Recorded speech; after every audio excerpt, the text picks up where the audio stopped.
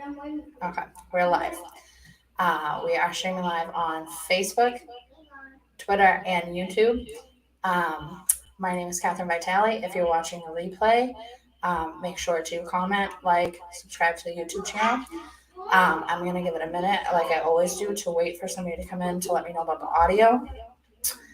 I have a guest here, and we're in the same room, so I'm not sure if I'm echoing. So I need somebody to tell me if I'm echoing, so I'm going to wait for somebody to come in.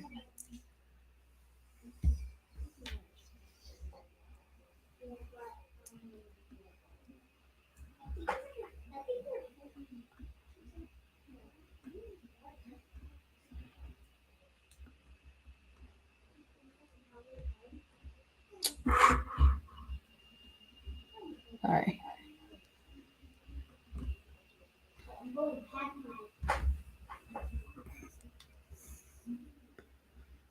Oh, okay. I see somebody's here. Let me know if I'm echoing so I can fix my microphone.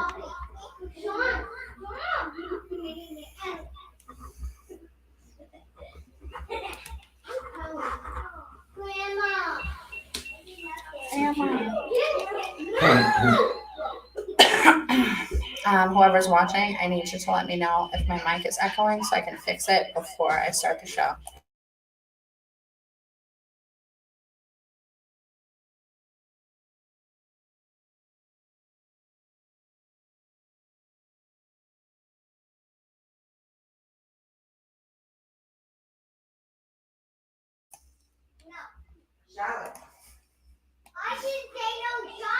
That's right, rebel You against can them. hear me and you can hear my kids, right?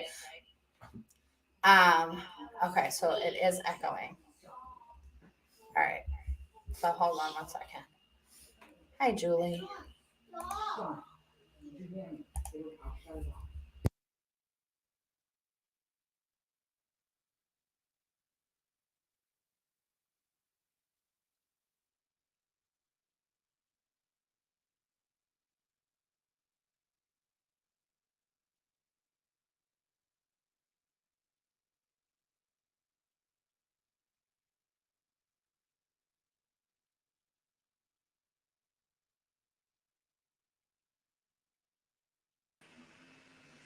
Okay, is it echoing now?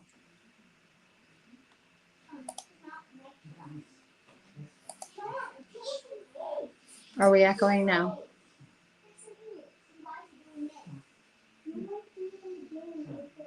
You added all this stuff.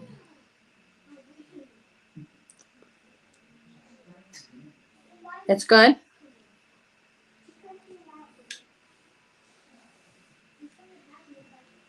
Okay, if you tell me it's good one more time, then I'm going to start the show.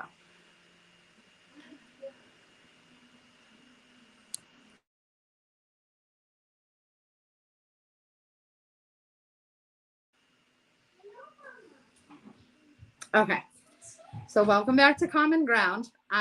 We're switching it up a little bit for Friday night. We're doing Left and Right Unite because I have not really a leftist maybe, but somebody who's not a right-wing person, right? So Michael identifies as a libertarian socialist, and we are going to talk about how we came to be friends in the activism world and what our goals are for working together.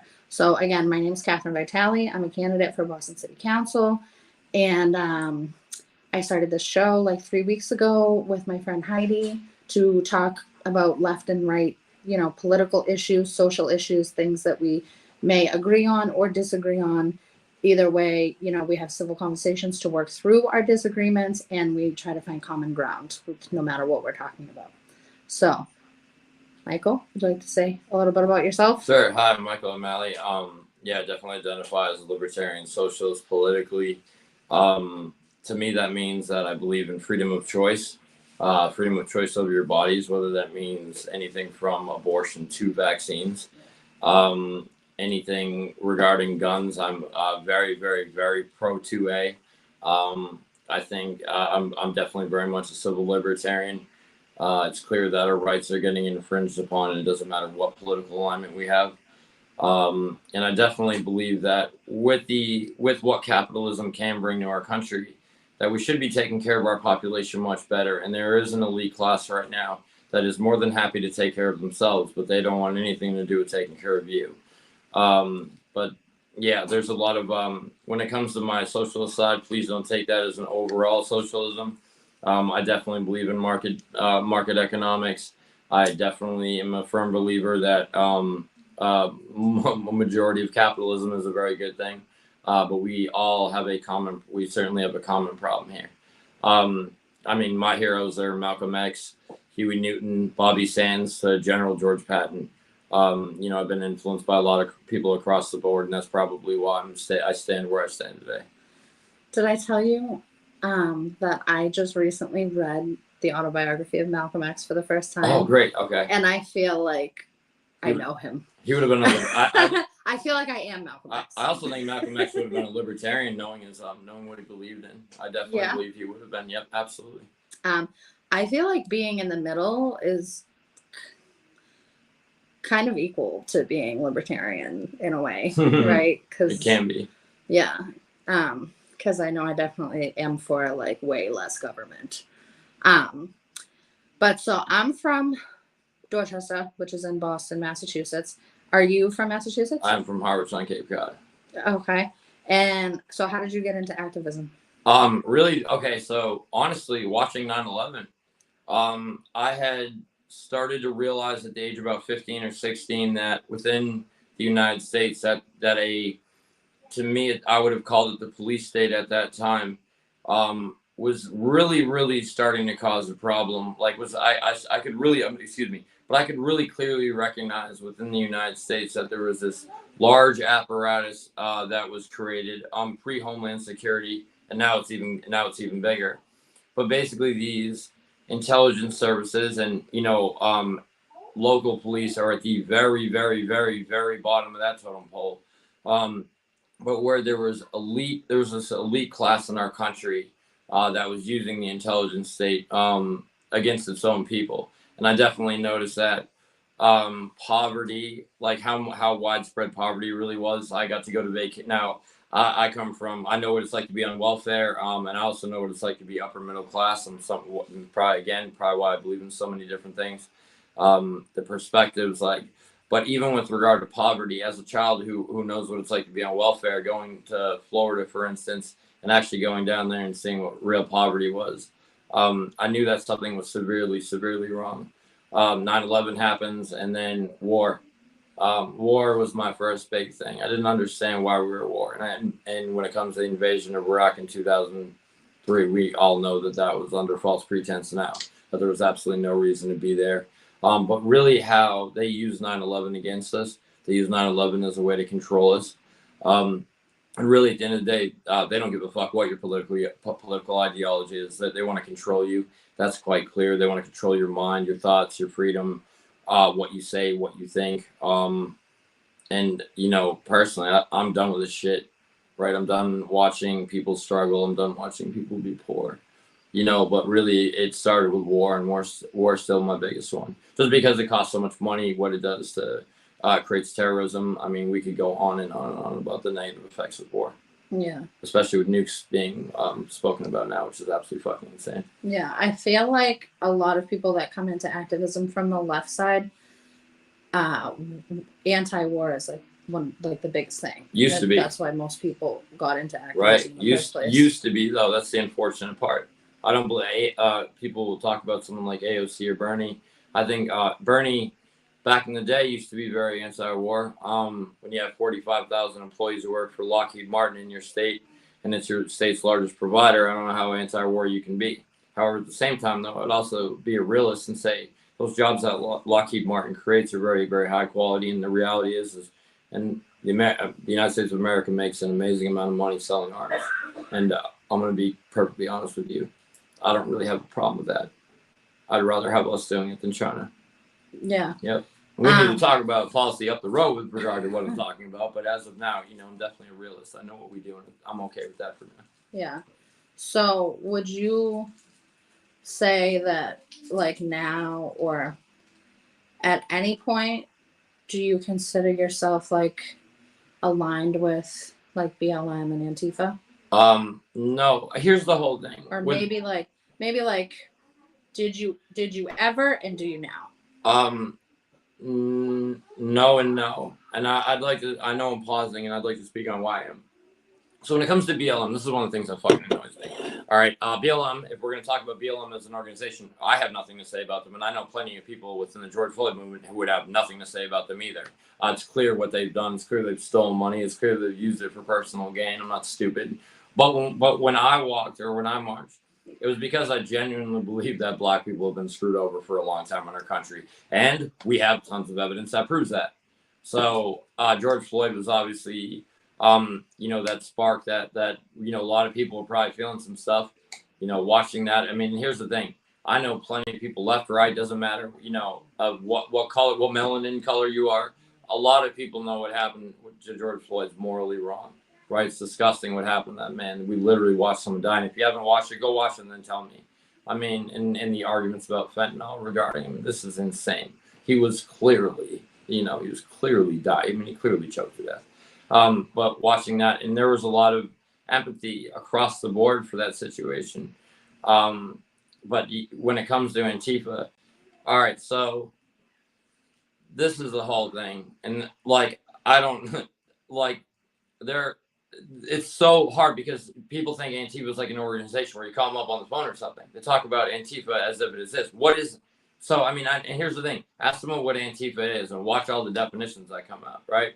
Hey, am I anti-fascist? Absolutely, but I'm anti-fascist through and through. Hey, I don't like Nazis. I don't like people who are on the hardcore right as far as fundamental religious fundamentalism. I don't give a fuck what religion you are. They're all crazy to me.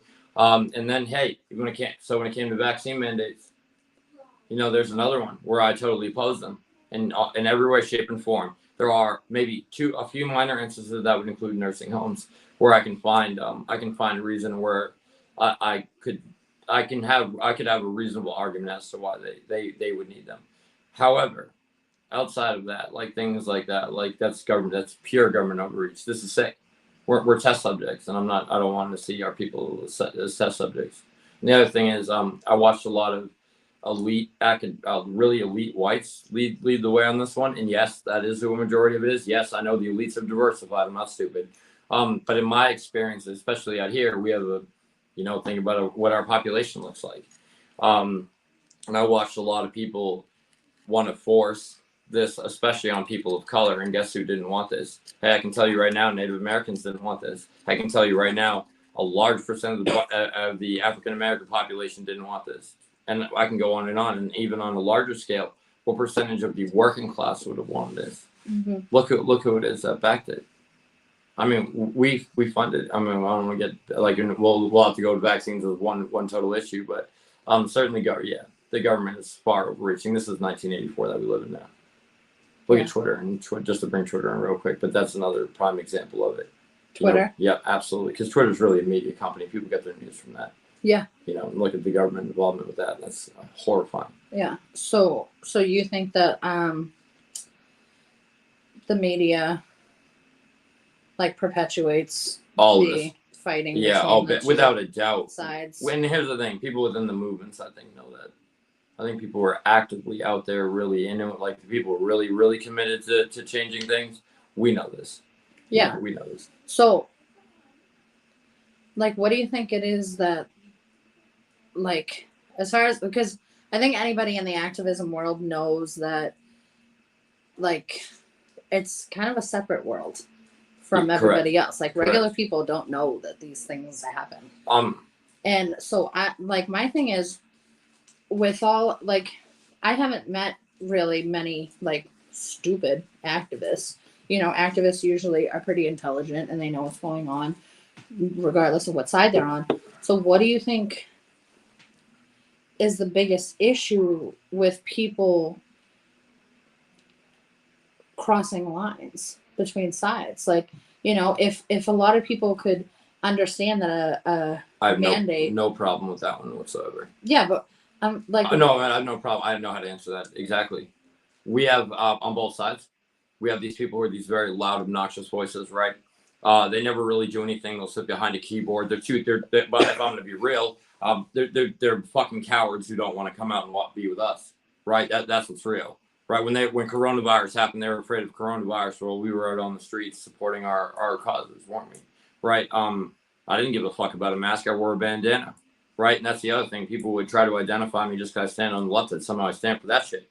Are you fucking crazy? No, I smoked weed with people. I did everything normally. I didn't do. As a matter of fact, when they said go inside, I stayed out, and I was tricked by them for a minute. But I mean, we all were right. Yeah, I mean, we all have to be honest with each other, right? But it didn't take very long where I realized that this was not good, and I knew the Stay Inside campaign. Try to think about the people who live in densely populated areas who would be harmed most by staying inside. They directly targeted. I mean, look what they did. They directly targeted the poorest people in the country, the most vulnerable people in the country, and they knowingly did that. Scumbags. Yeah. You know. And it's kind of like. Oh, I'm sorry, but people don't. As far as why we don't get together, though, people are afraid to vocalize the truths that lie within them. The bullies. We have bullies who are like they're afraid because they're afraid that they'll be what's the word I'm looking for? Scorned by the group, right? The social aspects that are here. Like I remember, like in some of my experience, where I'm thinking, like, is this high school? Like, because I'm out there thinking, like, yo, there are people out there, and by the way, this is for both of us. Although with all due respect to the right, you guys like to pop them a little bit more. Where it's a reasonable threat for someone like myself or Catherine, where it's like, yo, we might face real political violence, right? And here's your other reality: it's not perpetuated by bias and groups. It's lone wolf style attacks that occur. And who do you think plants it in people's heads? Who do you think plants some of this stuff? It's the media. It's the people who. That's why I say never trust them. Why would we? Yeah. So it's like we have kind of like the people at the top that are controlling the larger groups of activists, where they're like, don't associate with that person because of whatever reason. They get the camera time. Like what, pretty much what happened to me and Heidi from working together, where, as soon as I took a stand for the Free Shimmy campaign, I was all of a sudden a communist and a traitor and exactly. a BLM supporter. And, then once Heidi, publicly started working with me, she was shunned and, transphobe now. Right. They're calling her. Don't even get me started. I don't care. I don't care. Yeah. That's the other thing. I don't care about their opinions. Yeah. They can think whatever they want. It's pretty shitty. There was actually a couple shows where I gave my stance on, we were talking about like all gender bathrooms and LGBTQ issues. And I had mentioned that it's my belief that people are not born gay. And I, told my story because I identify as bisexual, and there was comments made on one of our shows that by telling my story about like how I think that I, became, attracted to the same sex and like the way that my life was leading up to when I made that decision. People said that I was harming the LGBTQ community because I said that I was groomed, and I didn't say that I was groomed. So that you put words in your mouth. Yeah. Yeah. So again, I don't have a lot to say about these people. Also, even if I did say that I was groomed, I just feel like it's like hypocritical, isn't it? For them to say that somebody who identifies as LGBTQ is harming the community. Yeah, I mean, my brain thinks a lot differently than other people. So my first thought is, all right, is there a psychological aspect to this where it would have led you in this? Because I mean, I disagree with you, respectfully, of course. Just in my experience, a gigantic portion. I mean, we're looking at 99%. You're the first person I think I've ever met who told me something differently. However, and here's the other thing: sexuality and someone's relationship with it is really important. That's personal. And we have different perspectives over time, don't we? Same way I look at it when I was 25. Well, I definitely believe sex has more meaning today than it did when I was 25, right? These things evolve and change, so maybe you won't even think the same way in 5 years. And I think that's a very personal relationship. I don't really believe I have a right to speak on. Yeah. Especially as someone who's not bisexual. I'm a straight man. So, And I'm not saying I'm not saying I'm CIS man. I'm done. That's not happening. Okay.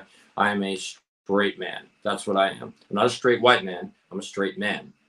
Let me make that clear. There's a reason why they won't let the black man just be called a man, because they don't want the black man to be a man. Don't you ever forget that either. And I would know that because I'm white and I know how they think. Yeah. That's the other thing. Apparently, whites can't speak on how whites think anymore either. Right. Or someone, excuse me, I know I'm saying it's like we're on a Dave Chappelle episode. But yeah, sorry. I'm not thinking of Dave Chappelle. But where it's like, especially here in the Northeast, where we have like the academic schools, we grew up in situations where we know things. We work in areas where there are the elites that are there. I mean, be from Cape Cod, it's not very hard to find them. Go to Nantucket, and we kind of have a better sense here of things like that. I mean, do people know that there are Catholics who can't even go into some white Anglo-Saxon Protestant clubs, including golf courses here in the United States? Food for thought, and even within white people, there's a divide. Forget the point where we were just at though. That bring me back. Anyway, the fights are perpetuated by the elites, and it's all just made up. Yep. Well, the how bad racism really is in America, I believe, is made up. Absolutely. Yeah. I don't think it's as bad as it is. I think there are a lot of prejudices, without a doubt. Yeah. That need to be talked about, and they need to be talked about in an open forum. And I think that would be much better than yelling at each other. There's just so many better ways to communicate, obviously, but I definitely do not. I think race, as a matter of fact, I think millennials and our generation is changing that. We don't think like our parents did. As a matter of fact, I would say that right now, people over the age of 54 are actually perpetuating this problem. They're the ones who run the media companies. They're the ones currently running our government. I mean, look, our own president can't fucking complete a sentence, right? This is the reality we need to face, especially if you're within the millennial generation. If we don't take control of our future soon, we're going to be we're in deep shit. We're in deep shit. Yeah. Let's not forget that those same elites have children, and the same thing's going to keep happening. Right. And it's my thing that ignoring government operations for a generation is what got us here. I feel like the programming started, with the generation before us. Oh yeah. And they basically were programmed to not talk about politics or religion. Yeah. Right. I know that growing up in my environment, not necessarily really from my parents, but school, everything, you don't talk about politics. You just vote Democrat and don't ask questions because the Democrats are for the poor people. And you don't talk about religion because it's uncomfortable. Right. We were programmed not to have uncomfortable conversations. So just as a quick rhetorical question, or just a quick question: if we were to walk around in society like we do now, for the most part, and we remove religion and politics away from everything, then look what happens. Isn't that interesting? Right. Malcolm X. Now I know why they don't. The ballot or the bullet. Malcolm X said, when we step into activism and we fight for our civil rights, he said, I am a Black Muslim man, but I don't need to talk about my religion or my race or anything else when I'm standing next to you fighting for our civil rights. That's exactly. Because if we bring our religion and our race into it, then we'll be disagreeing all day and we'll never be able to solve the problem. I'm a member of the working class of the United States of America. There you go. And that's it. Exactly. And so and even if I wasn't, I would still support working class rights. Josh, our activist friend in Rhode Island, who is hilarious. He actually does lives himself too. He shows up to places with a Black Lives Matter shirt and a Make America Great Again hat. My God. Oh my goodness.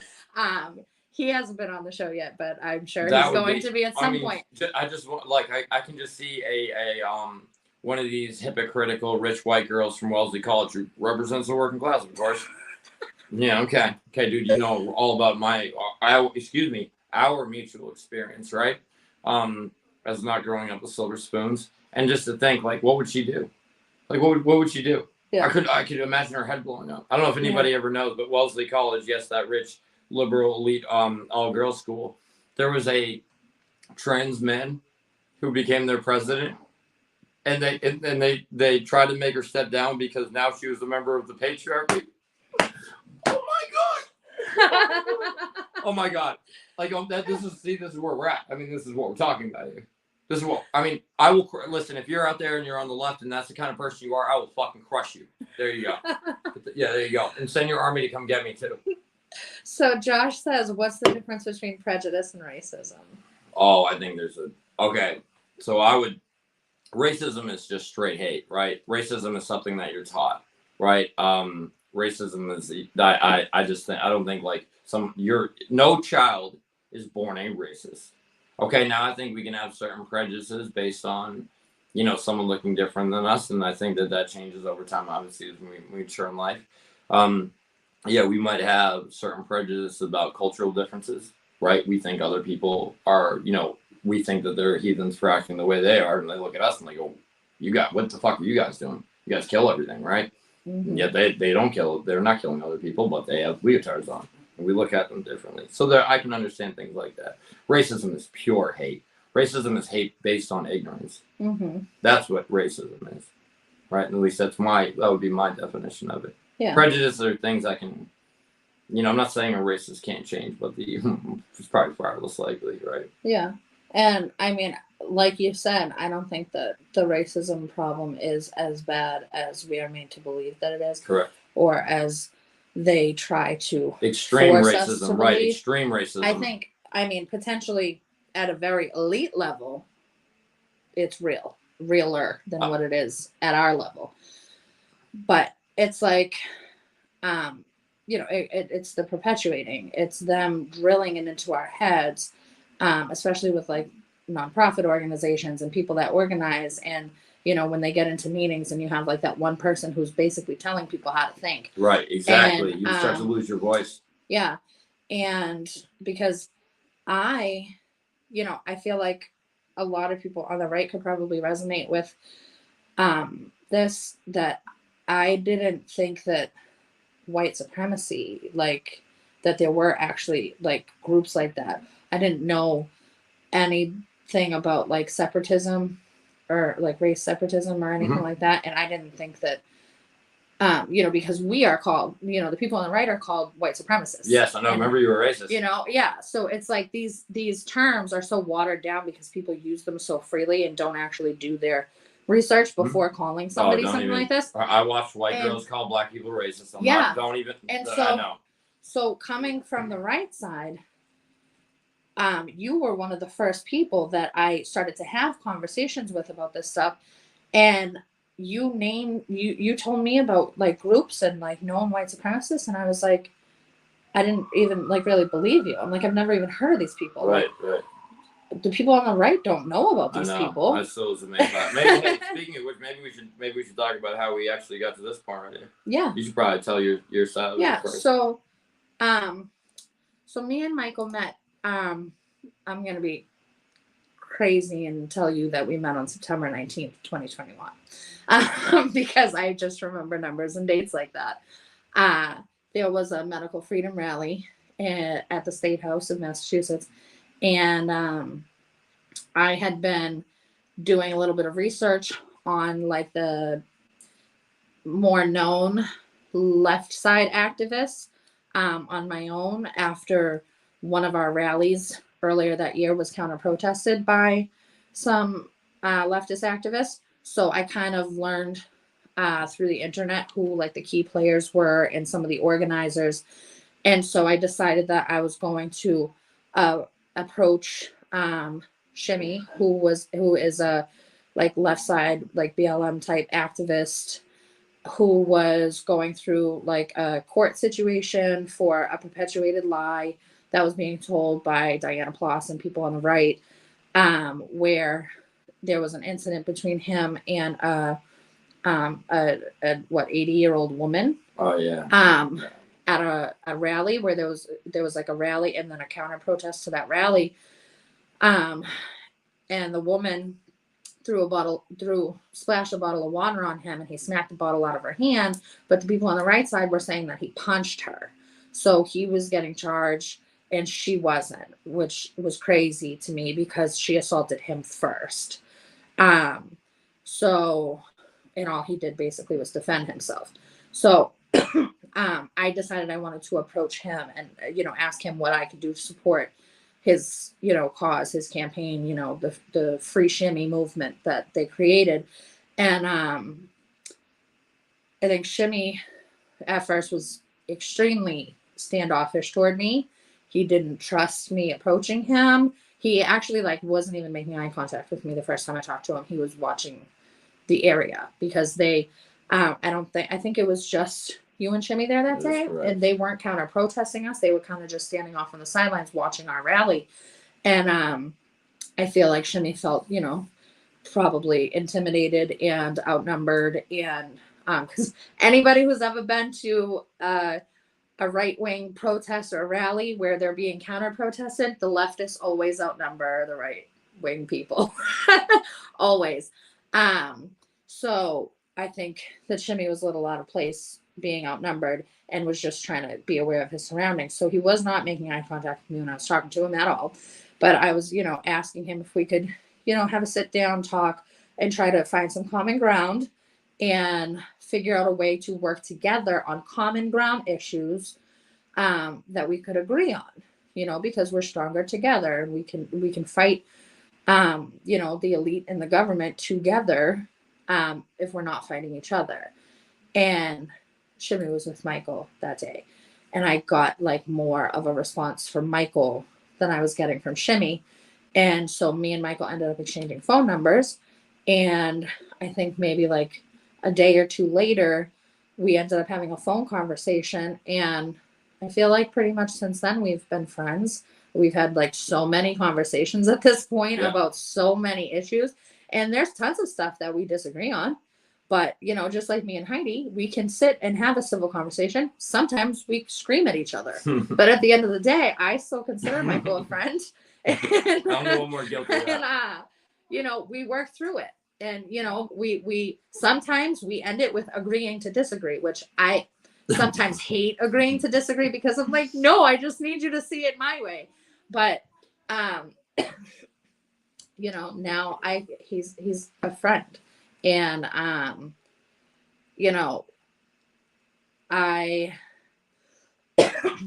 it's funny because I wasn't approaching Michael that day. I was approaching Shimmy. And he was the one that was getting all of this attention from the left because he was being wrongfully charged with something that the story wasn't being told right. And, so I had no intention of, creating this working relationship with Michael or becoming friends with Michael. And at this point, I don't even know when's the last time I talked to Shimmy because Shimmy never ended up wanting to work with me. So that's my perception of how we met. So mine's a little different. As Catherine knows, as I told her that actually I forget whether I told that maybe the second or third time we talked because I still found it so eerie. So let's see. It really has to start. I think I was telling Catherine before, there was a march on, I believe it's June 8th of 2021. It was for Breonna Taylor. It's at Franklin Park in Dorchester. It was a very, very, very large march. A very, very large one. It actually could have been the largest one that I remember. And the whole movement on both of our sides, actually. And I just remember scanning the crowd that day. And I watched probably 80% of the march walk by me. And I just remember seeing all the varying people. I mean, there were conservatives that I knew that were there, no doubt about it.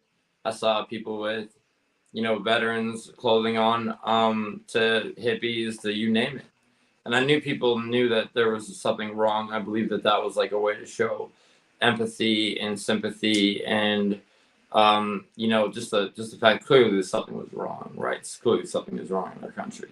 But just the fact that everyone was there. It was everyone. So from that day on, I was oh my God, we can use this as such a great opportunity to potentially really make some change here in America because the energy was very powerful at that time. And how quickly I watched that go away. I almost feel like it got stolen from us, and it did get stolen from us. The 1% did a great job again of stealing all that energy away. As what did the 1% do? They got us to focus on less than 1% of the country. All right, they didn't want us to focus on black people anymore. Notice, hey, how many events do you see now talking about black economic furtherance? Oh, right, right, crickets. Yeah, hey, left. I don't know if you heard that. Remember that because I do, wouldn't I? And I've, that's another thing. Like, I just watched, really, and again, Catherine, no offense at the moment, but really, I watched these rich white women steal everything away from people of color, right? I watch them take their positions. I watch them become gatekeepers. I watch all these things, and I can remember one person in particular. I will not blow her spot up at the moment. I mean, I don't have a working relationship or anything like that. But I just remember sending her like some very fine, detailed things like, this is what we should do. Oh my God, why don't we do this? Like recognizing all these things and nothing. And I just remember being like, I went through a white gatekeeper. And the only reason I, during the whole movement, never said anything is really this right here. And I'm never going to do that again. Oh, yeah, never. That I allowed them to trick me too. Right, I allowed them to trick me to think that this made a difference. And guess what? At the end of the day, when you're really about it, it doesn't, does it? Bullets don't give a shit what color you are, right? Do they? Whether you're taking them or sending them, they don't care. But the intent behind whoever's shooting that bullet definitely can have some racist intent on it. But like, I just saw the moving it jacked. We would counter protest you. Then that's when I started to see you guys out more and more. All right, when the Blue Lives Matter stuff came along, which is the lamest thing in the world. Blue. They're not, again, a job is not a lives matter, okay? With all due respect. All right. But we started to counter protest that. At that time, I definitely looked at a lot of those rallies in a very, very, very dark and negative light. Little did I know, though, that some of those people in the crowd were quite good people. Little did I know that some of those people in the crowd, that they, especially how they would separate us. That was one thing I can't fucking stand. I wanted us to fight each other if we were going to do it. I didn't want us to be divided. If something was going to happen, so be it. Right? Okay, yeah. Let's get it out then. Let's fight each other and get it out, right? Mm-hmm. We'll figure it out after. And here's what I also know. There are a lot of people in both either one of those sides who didn't really want to fight each other, and they wouldn't have been about it even if that was to happen. There would have been like 5 was standing out there, And I just wanted to reach out to what would be the right, just at least have that line of communication. I felt it was vital. I recognize that both of our sides were really dominated by working class people. That the government would suppress either one of us and would use either one of our sides to suppress the other, and really they would use events that either one of our sides would create, as a way in which to launch, further surveillance stuff like Stingray technology, whatever it might be, whatever they can do to get into our phones, you name it. And guess what? That affects everyone. But I just wanted to reach out because I knew how important it was. Like it was like the red phone in the Cold War. I wanted to have the red phone. I always did. But the other thing is I was willing to talk to certain people about certain things. It was brief, it was in passing, but I definitely made sure I exchanged messages with who I consider to be important people. And I'm grateful that those people, if any of them are out there and ever see this, you're a very small number. But I'm grateful that we were able to communicate and be very cordial with each other, because it was really during when it was like the darkest of the dark, and I still was trying to reach out. Actually, that's the first time I've ever actually said that out loud. Yeah. Well, I just believe I know what the truth is. I know what they're doing. And with regard to Catherine here, so we were out at Arlington on the same date that the Stewart Rhodes, actually, I think 10 years to the day, Stewart Rhodes founded the Oath Keepers on that ground, which interesting what happened to him, right? But I remember looking out that day and just thinking, like, God damn, does this feel like a Klan rally? And anyone was there. I don't mean you disrespect by that. I'd rather tell you the truth. But I remember really thinking like that. And there's a scene in Mississippi Burning where there's a Klan rally, right? And there's this woman holding this child, and all I'm thinking about is this is that child. This is how racism is taught. And I saw Catherine at that rally, and I think you were holding him in your arm at the time, and I thought Catherine represented the same woman in Mississippi Burning to me. I even would go back in the car that day with Shimmy and say that. And I was like, yo, that lady was Mississippi Burning. That lady was Catherine. And this was before we Yep, met. this is before we met. So this whole time I'm thinking, lady, is the Catherine represents Mississippi burning. By the way, that was an image that really like burned in my head too. I really felt that way. I really felt like all those things. And although I have no relationship with Jimmy today, and I'm not going to speak on him very much, I do commend his bravery. At least he was willing to do that. You know, not many people have balls, so I respect him for at least having nuts. Because I think most people are cowards, but that's for I'm not going to go there right now. But yeah, and then, wow, what's up, Mississippi Burning? What's up, you Confederate motherfucker? Right? I'm so crazy how that happens, and really, that we're a great example of why it is that we don't want to look at each other like that. We really have to be very careful in doing that. Like, we shouldn't be judging a book by its cover. If you saw me, you thought I was an Antifa. I'd tell you to shut your fucking mouth, right? I mean, really. I mean, I'm not trying to hear that shit. I'm by myself. I'm a citizen of the United States of America. That's what I am. Right? I operate by my own thoughts independently, and you're not going to tell me what the fuck I'm going to do. Straight up. That's what's going to happen. Right? No organization, no person, no nothing. I don't give a shit. Right? I support the working class of America. Like, I don't care about anything else. But, yeah, with you, it's just like, it's so crazy to think all that.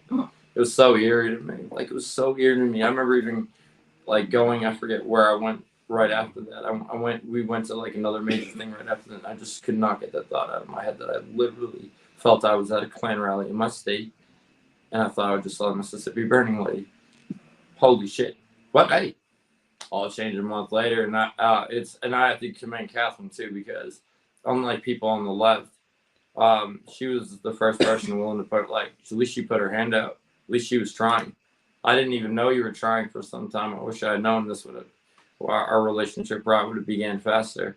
But I'm very grateful that it did happen, and I'm grateful that it did happen, because that type of energy clearly has started to get a little bit more and more and more. And I think more and more we're both recognizing that we all mutually have a very serious problem on our hands.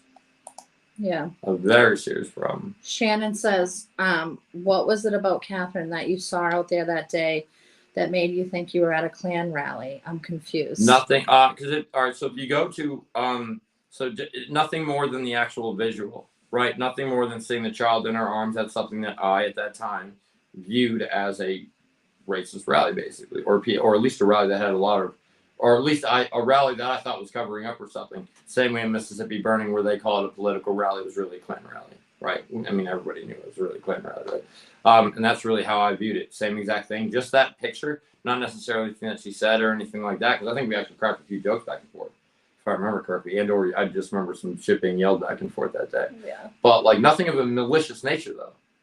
And the other, like, yeah, so just in Like case, the optics. just really the optics, right? Yep, that was it. I mean, not that the optics of the whole thing were shitty, but that's we're days long past now. Yeah, and I feel like we all, at some point, especially at the beginning of going to these rallies. Oh, and she helped change my, she helped restore my faith in white girls. Because it was long gone before that, trust me. I think that at some point we all think that there's some underlying thing happening on the other side that they're covering up. Like, it's like, the right, so many times, even still now, people that have been to many rallies and been counter protested, I hear, these are paid activists. I know. Oh my fucking god! Will you please? Hey, by the way, if you want to know how some people were paid out there, his name is Donald Trump. You're welcome. Yeah. Hey, if it wasn't for DJT, I'm gonna take a guess and say on both left and right, half of us weren't out there. So shut the fuck up. Okay, there you go. So there's your paid actors, by the way. Paid actors are some of those people who wanted to dress up in military gear and put bandanas on our side, right? That's a fucking paid actor right there. Fucking cowards. Right. I mean that a left and a right too. I don't like either one. And I mean, I feel like the majority of people that are activists or that are showing up to rallies are like us. Yes. Just regular people. Regular people. Not paid. Yep. And most of us can point out the ones that are. Yeah, sacrificing our time, our money, everything. My last show that I did with Heidi the other day was about controlled opposition. Okay. And Heidi, didn't really have much to say about the issue because I feel like she says that it's not really talked about. Well, because it's hit because of the way the way the elites overwrap it. Again, we can use George Soros as a great example. George Soros, yes, your employer. Yeah, exactly. My employer. My employer. Are you kidding me? That weird old motherfucker. The guy who signs your checks. Yeah, right. Yeah, again, George. I completely hate George Soros. Yeah, I don't like him whatsoever. What's weird is some people hate the open source society, and just like what the elites do, some of it's good, some of it's bad. This is what they do. So you'll see nonprofits that are actually good, genuine groups trying to help people out, and really the money should be going to them. And we see these other larger groups, right? And you start to see that they almost create this umbrella effect, don't they? Who the fuck put these people in charge? Right? Wait, who are you? Well, because you were a part of. I don't give a fuck about your organization. I've been doing this for a long time. What change are you doing? What the fuck are you really doing? Now, again, that's not to knock all of them. When we start to talk about the more mainstream ones, these are the larger ones. Like, again, when you have rich people who are giving you grant money, and some people do it out of the goodness of their heart. Not everybody. Bill Gates, there's a great example for you. So that's the whole thing, the way they have intertwined everything now. It's really, really sick. We have to be very careful of what we're looking for. I think for the day-to-day activists, so you have to just look at a government informant. You have to make sure that you root them out. You have to make sure that they never ever come back. Know who you're surrounding yourself with. Definitely, and I advise that for any activist. Right. Mm-hmm. Yeah. Now, and you have to be willing to take chances, though. Remember that too. You have to be willing to take a little bit of risk. This is a great example of that. I try to explain to people that still, because there's always going to be people who still don't understand why I'm doing this and why, I put so much time and effort into trying to build bridges with people on the left or, people that just disagree with, anything. And I feel like at this point, me and at least the people that have done a lot of my activism work with me, as far as like the mandate stuff and the jab stuff and the Michelle Wu stuff, at this point, I feel like our like group, not necessarily a group, but the people who have done most of the things with me in the past year have now experienced a little bit of what leftists have experienced, where we have politicians, Boston city councilors, on the record saying, that we're crazy. The anti, vax or anti-mandate people that are protesting Michelle Wu. These people are crazy. Anti-vaccine who's paying them? Who's paying them? Right. Oh, hey, politicians right. Suggesting that we are being paid. Right. And that's my thing now is like, this and that about this person on the left. This person's violent. Yep. This person is paid. This person is, whatever you heard they are. Have you ever had a conversation with that person?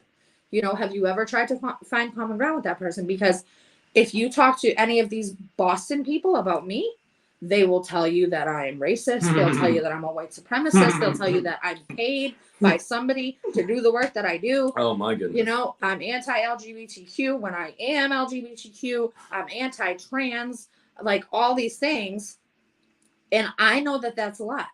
So if I can recognize that the media and the boss Polly world is lying about me, I have to take a step back and say, wait a minute.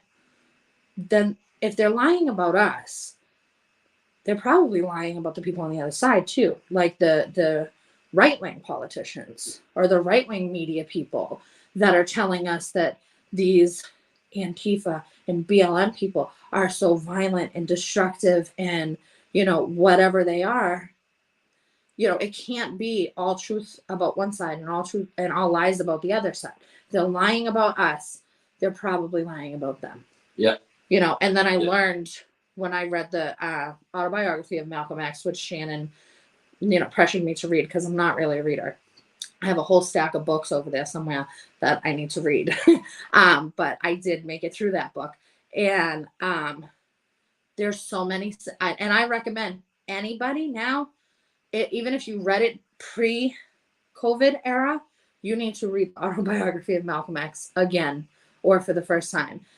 There's so many similarities from then to now. Oh yeah, absolutely. About what's going on, Absolutely. and especially about controlled op, Martin Luther King, that you can pinpoint exactly like how situations are going to turn out just by looking at the actual history told from him.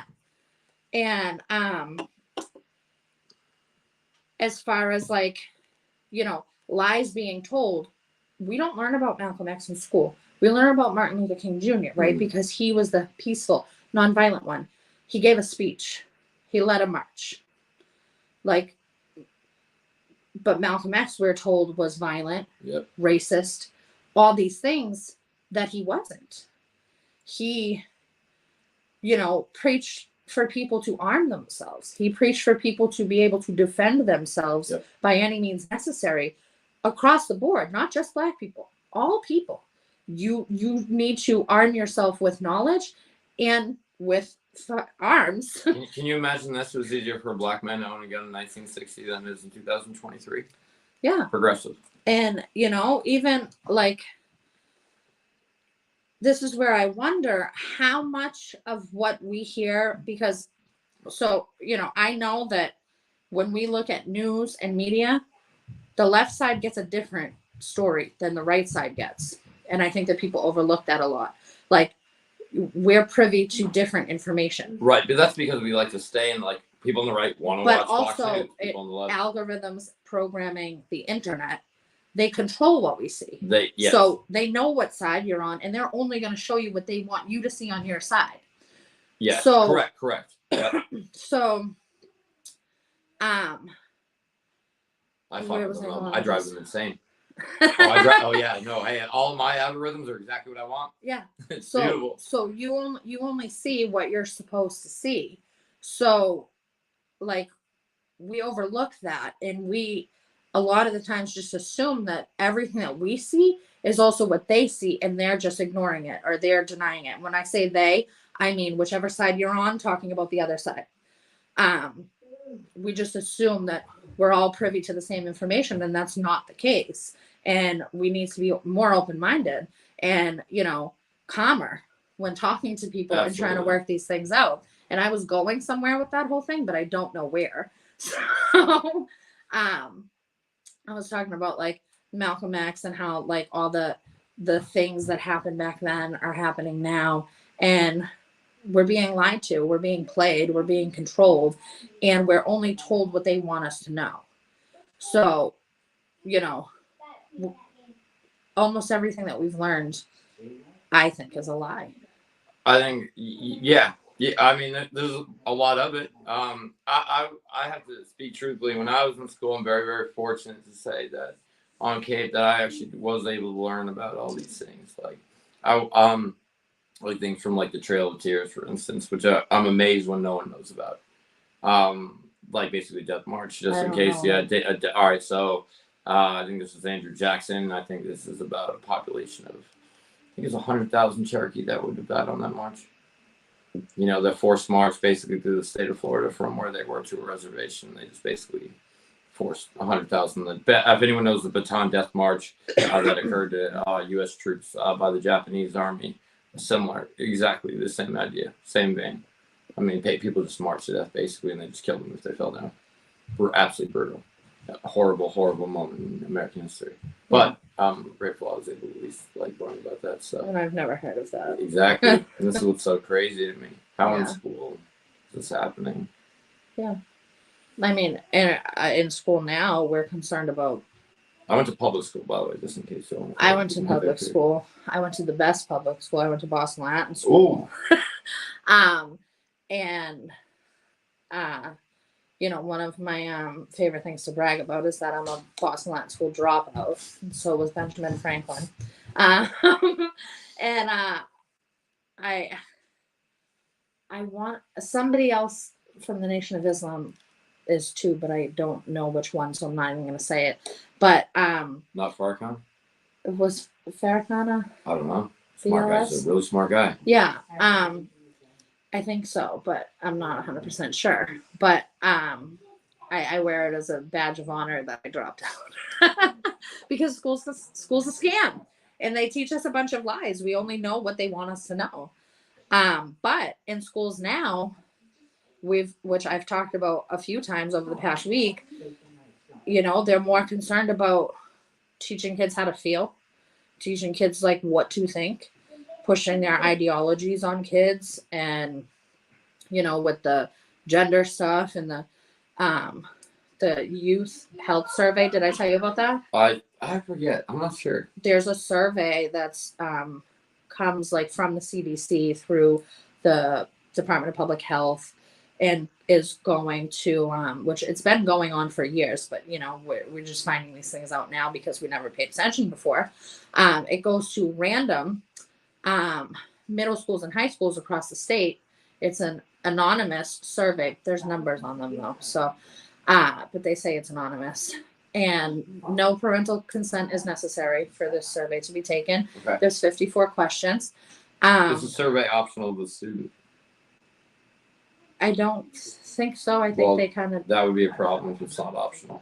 Those students should be forced to take a survey. I think that it's like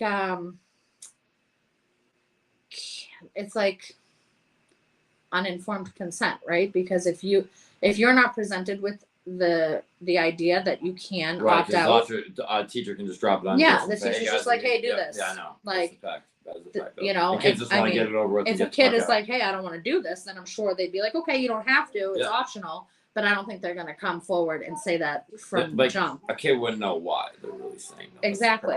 So it's given to, they say random, and this is information's coming from mass.gov. This is legit. Random middle and high schools across the state from 7th grade to 12th grade, 54 questions. I actually saw the Boston survey. I have the file. I'm not sure if it's the same across districts, but pretty disturbing questions on there. Questions about what is your gender? What gender do you feel like you are? Or do you I'm not comfortable with that question. Do you identify I'm not as comfortable with the government asking a child what they feel like they are. Okay? Do you identify as transgender? And for a lot of these questions, What age are these? So 7th to 12th grade would be like. All right. Hey, once you reach the age of 16, you can be emancipated, correct? Yeah. All right. So although I still I still think we need to be extremely sensitive to that. If you can be emancipated at the age of 16 and hey, did you know you were having sex at the age of 16? Now, I'm not suggesting you go do it with a 30-year-old, but did you know you were having sex at the age of 16? Do you know what you're doing? I'd like to think you have enough knowledge at that point to ascertain. If we're talking about an 8-year-old, I have a serious problem with this. If we're talking about someone at 16, not so much. So it's basically like. Although I do understand, I do respect the parental consent aspect of that. I want to say like 11. Yeah, that's not okay. To 18. I'm not okay. But that's and by the way, that's a personal. And question. I disagree with that. I think. I'm not. Unless the child is emancipated, I don't think that even 16, 17-year-olds should be taking a survey. But sure, because we should really ask the 18 years old, but then we should really start asking them questions about when kids should be joining the military. Then I agree. Yeah. That was something that came up when we were talking. I think part of the problem is we baby kids too much, right? We need to. Yeah. That's the problem. We baby children too much. We need to teach them how to be adults earlier. I'm not sure if it was Rod Weber in person at the protests last week, or I think maybe it was his wife, Lauren, on Twitter, saying, if you're not okay with drag queens in schools, then you shouldn't be okay with military recruiters in schools. I'm okay. Not. Yeah, fair. I'm not okay with military recruiters in schools. Fair. Yeah. And shitty of you to suggest that I am without asking. That's the other thing, right? And I've done that before with you plenty of times. Where I thought you. Yes, you have. Yeah. Assumed that you know someone's position. That's the same thing. Remember? Yeah. Hey, I know how many people would have assumed mine. Yeah. Right.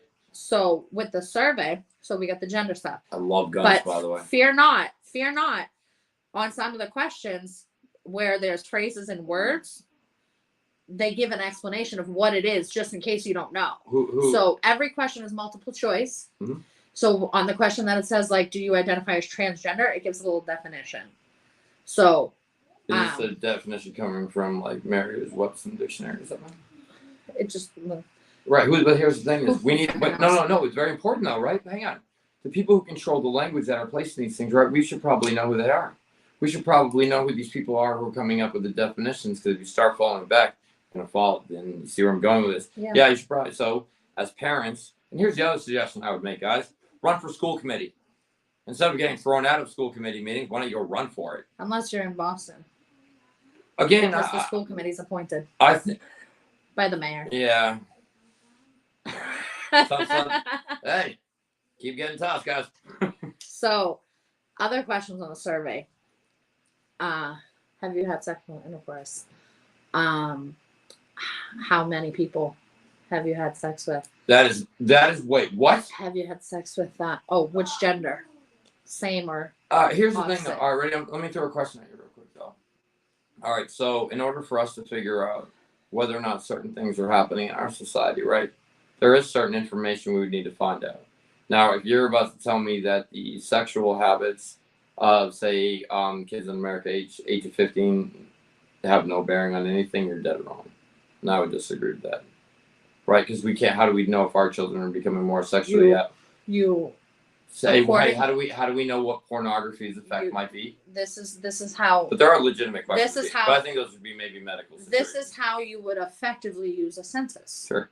You would send these surveys to the home. Okay, And you let think the so? parents You think decide. I was gonna have a conversation with my dad at the age of 15? What about the threesome I just had No, on Big Rap? But this is what I'm saying. You send the surveys to the home and let the parent decide whether or not their kid should take the survey. How many kids are going to be comfortable answering that question on the survey, knowing that their parents are going to send out that envelope for them?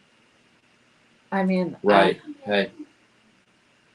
I mean, let's be realists. Again. Hey, let's be realists. Okay. How many 15-year-olds are putting their own envelope in the mailbox? Okay. Right. Are we going to be, and think about how many 15-year-olds even have the attention. I just think it's going to place people in an uncomfortable situation. Right. And again, that's why, where's the line? Because I don't think that. I'm just using this. This is a good. And then. But these are the things that we need to know it. These are the things that we do. No, but that's the thing though. Especially with the internet. All right, but hey, I think so. Here's why I'm slightly troubled by that. Your argument here. Now just hear me out.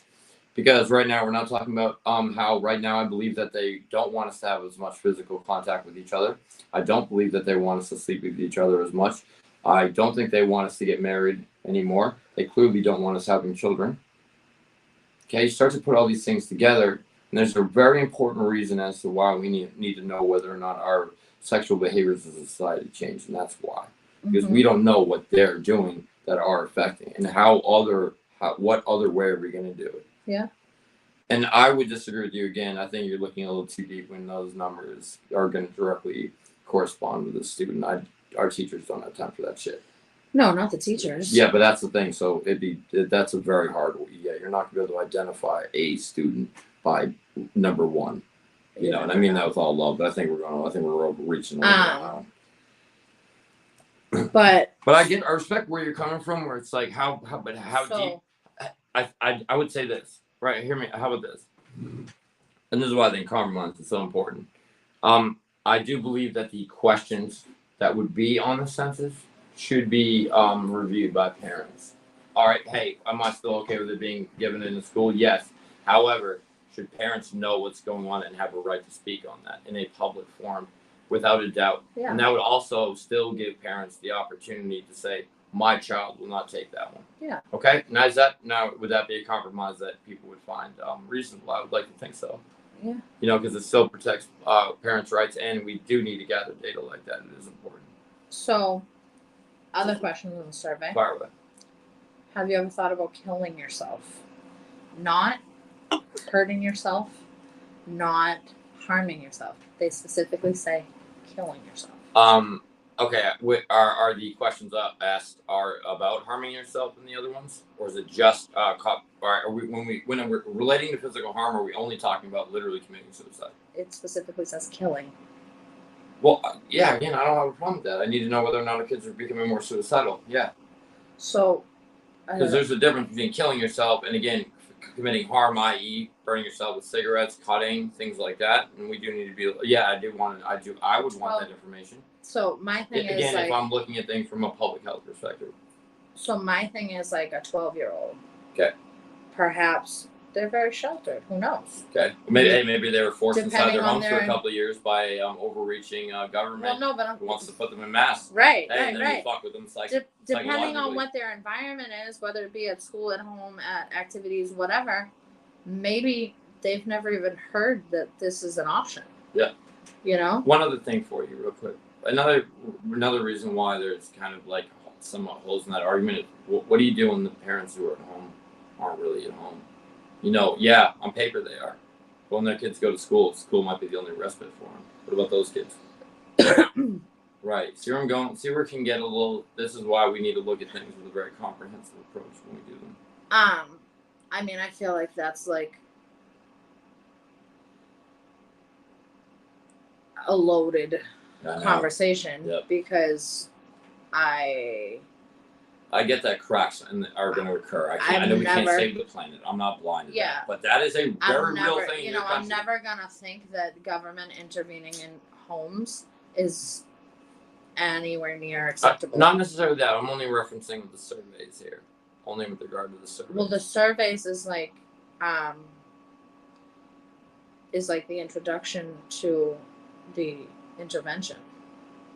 Like, you know, if you Again, what are we putting on it? If a school is given these surveys, right, and they look over the surveys by school, and they have like a high rate of students that said they thought of killing themselves. Here's the thing with the masters, just so we don't get bogged down the weeds real quick.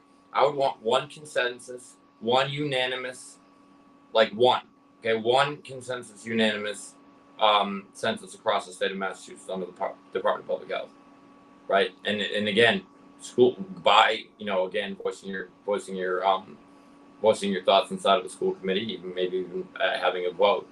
We have a democratic process here, which to fight back on that. Hey, again, you have the right to tell your kid no, don't you? You have the right to be a parent, don't you? Right? Hey, how about people be parents? We're going to talk about that. Lack of parenting here in our country. So here's where I'm going with the surveys.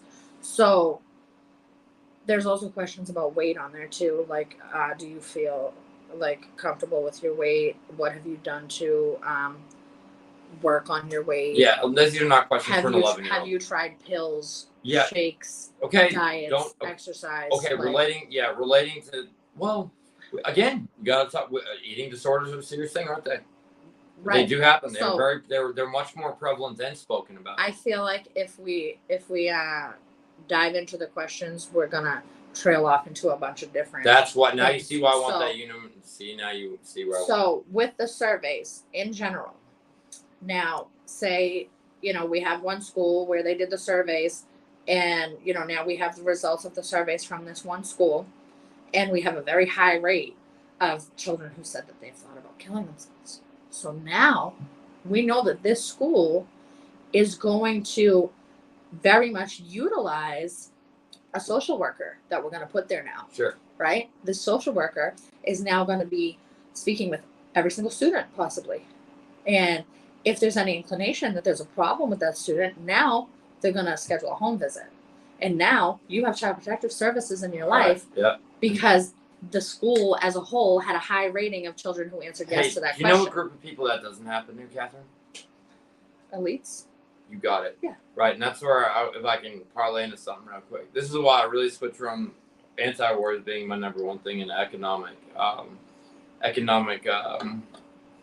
want to call it necessarily equality, because if I work harder than you in my craft, I think I should get paid more than you, no doubt about it. Mm-hmm. I think I should have the right to earn more than you. Regardless of your gender or skin color? Yeah, but don't give a shit about that. In my with the profession I'll be entering. Just like Trump you're said. As good as you are, don't just matter. Like Trump said one time when a woman said, are you going to allow me to get paid the same as a man? And he said, are you going to work as hard as the man? Yeah. That's what matters. Do you have the qualifications to meet that? Yeah. I don't care. I want the best person for the job. Yeah, affirmative action. I think and I hate the term reverse racism and all that nonsense. It's just not necessary in our country anymore. Affirmative action. There might have been a time and a place for it, but it's not here now anymore. Mm-hmm. Right? We are changing, and that's the other reality. We should be grateful that we've changed so much. Like, the other sad part is, like, they've made us look at all these things that divide us, not these key issues that bring us together. And economics, I think, is a very, very important one. And here's the funny thing, obviously, and here's the thing I need to tell the right now. All right, so Joe Biden is not a leftist. All right, you need to stop doing that. I mean, it's like me calling you a Nazi and you're not, right? It's so stupid. You just sit there and you go, wow, you're fucking that stupid. All right, hey, when you say the word liberal, right, that's when we think of the girls at Wellesley College who call the trans men, the white, that's who you're thinking of. Leftists like me, there's always a saying on the left, hey, you go enough far left and you're pro-gun, right? And out in my area, out in my neck of the woods, we don't like them either. The horseshoe. Yeah, exactly. Heidi taught me about the horseshoe recently. Right? You know the horseshoe? Like the I know horseshoe. It's like a diagram. It's like on Wikipedia. It's the horseshoe. It's like a diagram of how the two political sides work. Where if you go like to the furthest part of either side, you're the same. Right. Yeah. Right. Yeah. That's exactly why I clash in the middle. Like, even when we talk about this, just about with regard to economics, so we talk about welfare all the time. I constantly see poor people attacking poor people, and it drives me insane. I see people talk about free money. All right, hey, if you're going to talk about free money, why don't I mentioned Lockheed not very long ago? Why don't you talk about the corporate subsidies that we give them at Walmart, or the tax breaks that, again, Donald Trump even has admitted he's used? Right? He knows they're bullshit. Mm-hmm. He told us they're bullshit. He literally looked at some, and yes. So when we talk about corporate welfare, let's. Why is it that you don't talk about corporate welfare if you're going to talk about welfare for poor people? Because you have a lot of zeal when it comes into dealing with the guy across the street. I don't give a shit if my taxpayer money goes to poor people. I don't want to be robbed. I don't have to pay for the war in Ukraine. Right? I don't know why the fuck we're doing this. Why are we paying Joe Biden's bribe again? Remember righties? Remember, you think all of us like him too, right? Remember Joe Biden, that leftist? Joe Biden is slightly right. There's nothing left about him. I don't know why we're calling him lefty, just because he's in the Democratic Party. Because it's the line of division where we are made to believe that the line of division is vertical, but it's horizontal. It's the elites and it's the regular people. Exactly. It's the 99% and the 1%. So, like, I hate our society in Massachusetts might be a little different because our upper middle, we actually have an upper middle class here, and they know, hey, the elites know if they take care of that upper middle class. Again, when I was 18, I would know a little bit about this. That's why I'm speaking on it. Hey, I know if you keep people like my parents happy, right, that 17.5%, as long as you keep enough of them happy, you're not going to have too much disorder in society. And that's real. Until we stop bitching at each other about these stupid culture things. Again, some of them are important. I get it, but none of this is going to matter. Yeah. Hey, do you want to know why the government keeps beating you? This is why I'm so big on economics. Because you're so financially stressed. Because parents can't spend time home with their kids anymore. Because two-parent households that, the two-parent households that we do have. Hey, back in the 50s, mom got to stay home. That was a good thing. Right there, by the way, not to mention we have a lot of evidence that shows children until they're about 6 years old. Mom's home, that's a great thing, isn't it? Hey, and even if dad's home for a little while when it first starts, that's a good thing, isn't it? We know this. Like, I'm for lefty idea. I'm definitely for socialized leave. No doubt about it. That's because, but I also support women having kids, which seems to be an anti-left thing right now. You know, how many people say, oh, don't have kids, that's only worse for the world. Like, what are you talking about? That's the most insane thing I've ever heard in my life. Yeah, I saw children are a blessing. I saw an ad at a bus stop one time that said the best thing that you could do for your child is not have another one. That's okay. I'm going to be Nick Cannon for you. Don't worry. Karina says Biden is the controlled demolition agent. Absolutely. I couldn't agree with you more. I mean, I'd say him and Obama are definitely sitting amongst the two worst presidents in history. And here's something that the right's going to get really mad about.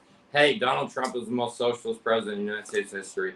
And if you want me to give you 5 million examples, I can do that. We can start with the Paycheck Protection Program to pandemic unemployment insurance, which is really UBI, just named something differently, but even better. And here's why: sometimes having private guys in there doing it that way is much better. Doing it under unemployment insurance versus having to do it under just spending taxpayer, like straight taxpayer dollars, like the stimulus. Oh, by the way, Donald, thanks for the checks too.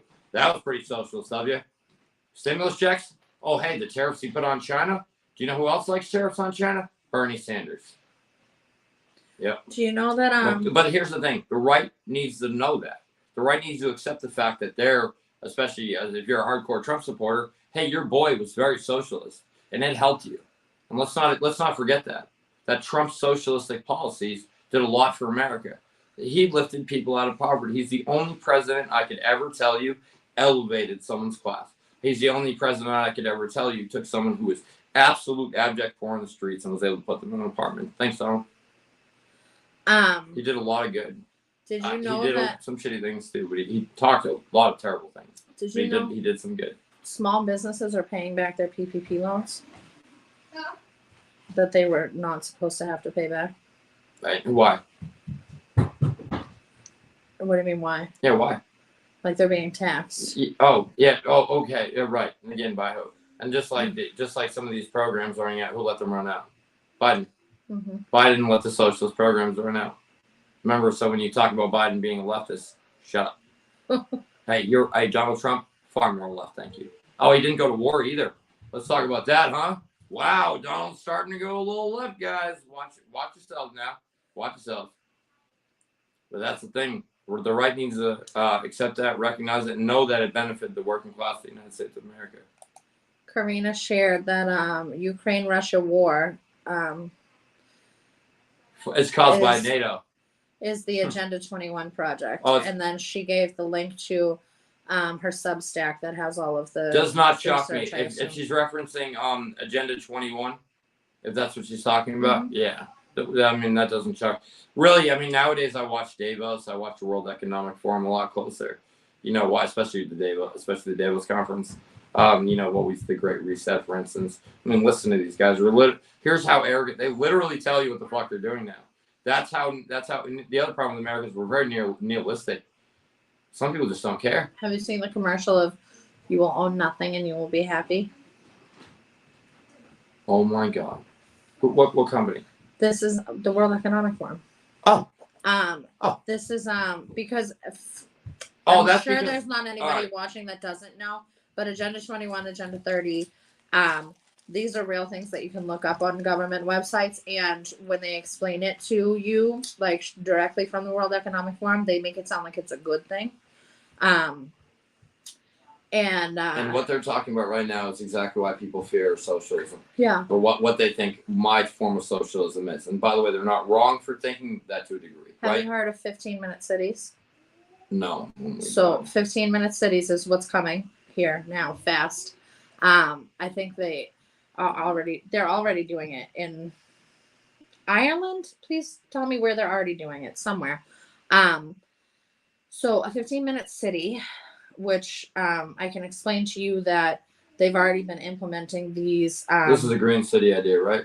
Yeah. Yep. They've already been implementing these things with like the Green New Deal, bike lanes, the Green New Deal, energy, climate crisis. Which is nothing. By the way, climate crisis means rich people making money off things. Right. That's what that means. So a 15-minute city is like is what's to come. Mm-hmm. So Agenda 2030, like I said, I don't think there's anybody watching here that doesn't know what that is. But just for preface, Agenda 2030, I think is what the world is supposed to be like come 2030. Can I tell you why we shouldn't worry about 15-minute cities so much right now? Here's why. Hey, because in America, we like to drive cars, right? Cars need to be run by what? Oil.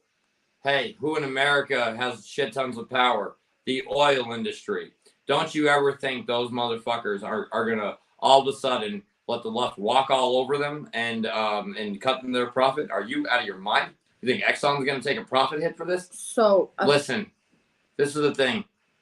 People need, again, I get where they're coming from.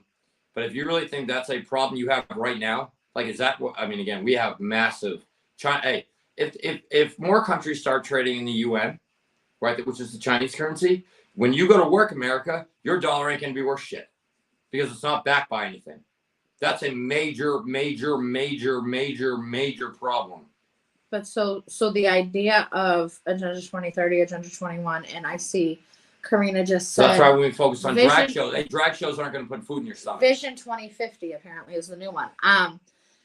Is a one world government and a one world religion, and it's basically like the elitists of the elites running the entire globe, right? Okay. Globalists. So, the gas thing dies out where we have people who are very passionately for this climate, protecting the climate. That's why they get. Crisis By the way, and- that's why they get all the attention on TV from the and, left, right? Notice you know, it's always the environment, not the black people. Fossil fuels. We want to get rid of gas, right? Yeah. So Well, wait. That's what they say, but do you know anything about like that's why we go frack, so we can go get natural gas out of shales.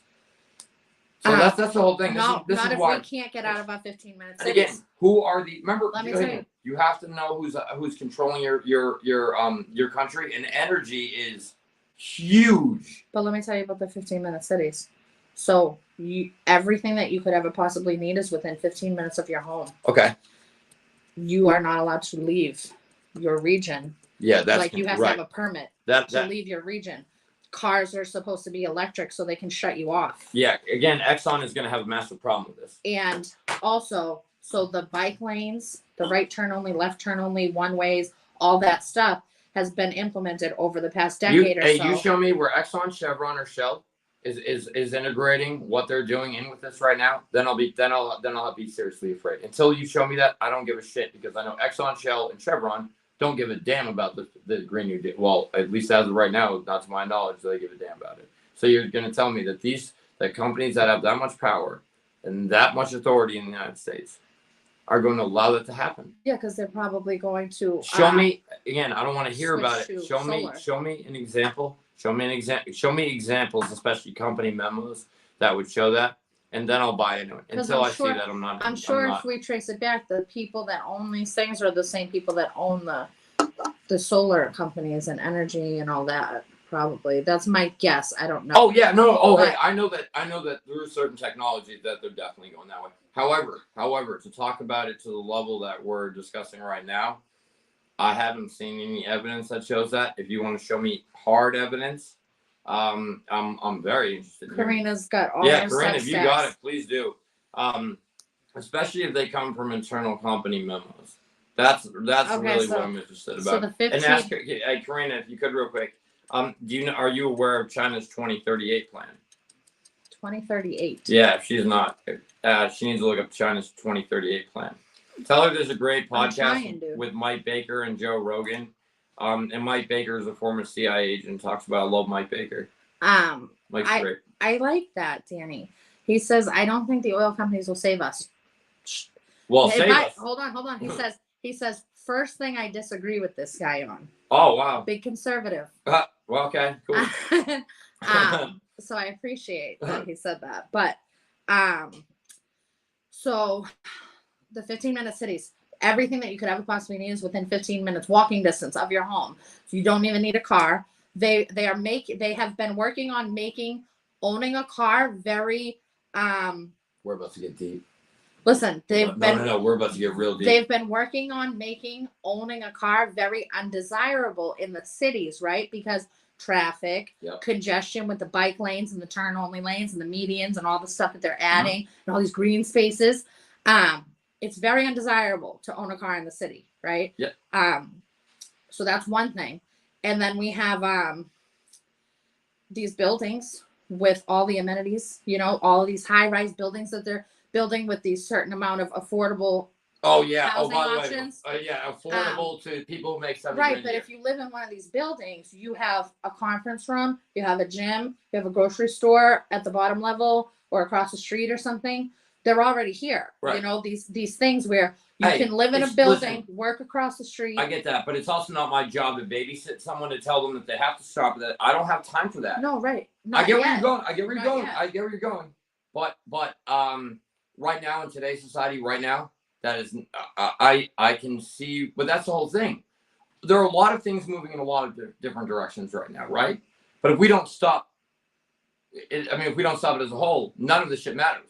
Like all these little things we keep talking about is like, and again, some of these things are major, major, major things. What we're talking about, right? War in particular would be, I mean, the Ukraine war would be a big one. But when we like, that's the thing is, within this is what they'll try to do is we have such a small attention span, right? We only have a limited amount of time. A lot of people got to go to work, and those that are really passionate, have to take how many hours doing this? Like, you have no life. I mean, in activism, sometimes you almost think you have no life basically outside of it, right? You go to work and you do this and that's it. But I'm not expecting them to save us. Oh God, there's lots of people who energy companies are awful. Look at Exxon's history; they're fucking terrible. I mean, they are awful. I mean, Chevron jails people just for fighting against them. If you don't know Stephen Donziger, check out. You want to talk about government and private companies getting in bed with each other, especially judges. Because I know that judges are what we call activist judges, both left and right, are definitely a problem too. Doesn't matter what side you're on. But we've seen that where there was a judge that was bought by Chevron that literally jailed a journalist for bringing up dark shit that Chevron was in here in the United States of America. And Joe Biden, that fucking MAGA piece of shit, didn't do anything either. By the way, real leftists would let Julian Assange go free. Real leftists would let Edward Snowden back in our country. Not Joe Biden. That's instead nonsense. He's an establishment dude. They don't even believe anything. Who are we kidding? Yeah. Fucking they're weirdos. Yeah. What was I gonna say? Yeah, so I feel like we were just about to go somewhere else. Yeah. Oh yeah. Okay. So this is the scariest part. So just as we're talking about the green zones and how they get together, all of a sudden this fucking thing strikes me. So the largest parcel of land that was left in Boston was Suffolk Downs. All right, now they're developing out in East Boston Revere, right? Suffolk Downs. Yeah. Biolab. Well, remember how they want to build 10,000 units? Yes, where they're going to. Right, correct. Okay, so let's go deeper. Oh, wow, this one's going to be good, guys. So remember, I was just talking about how energy and the green stuff get in bed. Hey, remember how we were just talking about the energy and the green stuff? We're getting in bed, how they might get in bed with together. Check this one. So William Bruce Harrison was the owner of that land. William Bruce Harrison is an energy billionaire here in the United States of America, guys. I just thought about that. He also, by the way, a Texas billionaire, just also bought the largest parcel of land in basically our region's capital. Not to mention the heartbeat of our state, right? Yeah. Like, think about that. A Texas billionaire just came. What the fuck does this guy know about us, right? And again, I'm not saying he has no right to come in and do it. I'm not saying every outside investor is bad. However, with regard to what you and I were just talking about, it does start to make me, that is interesting though, because what if these same billionaires are investing in these projects nationwide? What if these same energy guys are investing in these type of projects and this is just the beginning? And maybe exactly maybe some of your concerns and some of the hard evidence I was just talking about are actually just coming together as one right there. But that's what happens when you have time to read and like look at things. Like, I've been able to afford myself some time, at least though not so much recently, but in the years before that, where I was fortunate to be able to have more time, and I'd like to think I've been educating on this. I've been educating myself on politics, both geopolitical and within the United States, since I was about 16. So none of this stuff is old. Like, I've been watching these shitbags for a long time. I know who they are, and there's another thing that a lot of people wouldn't know. Like, when you look at world affairs right now, anybody who knows about policy in the United States, we have the Council on Foreign Relations. Yeah. Right. Okay. Ready here. Ooh, let's go deep. All right, especially when it comes to geopolitical world policy.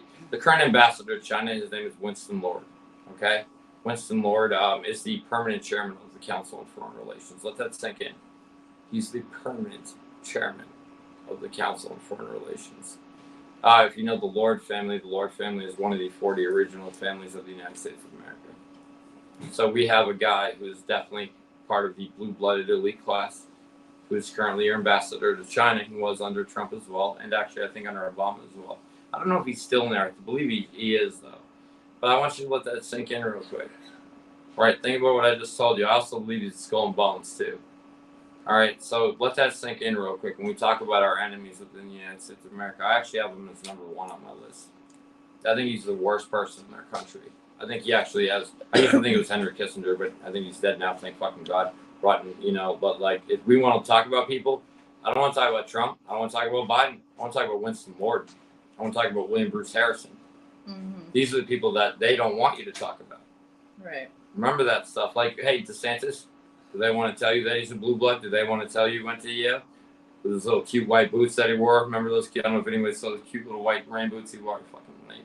Right? Hey, he's probably a Skull and Bones member too. Right? Hey, so do you want to elect Joe Biden again?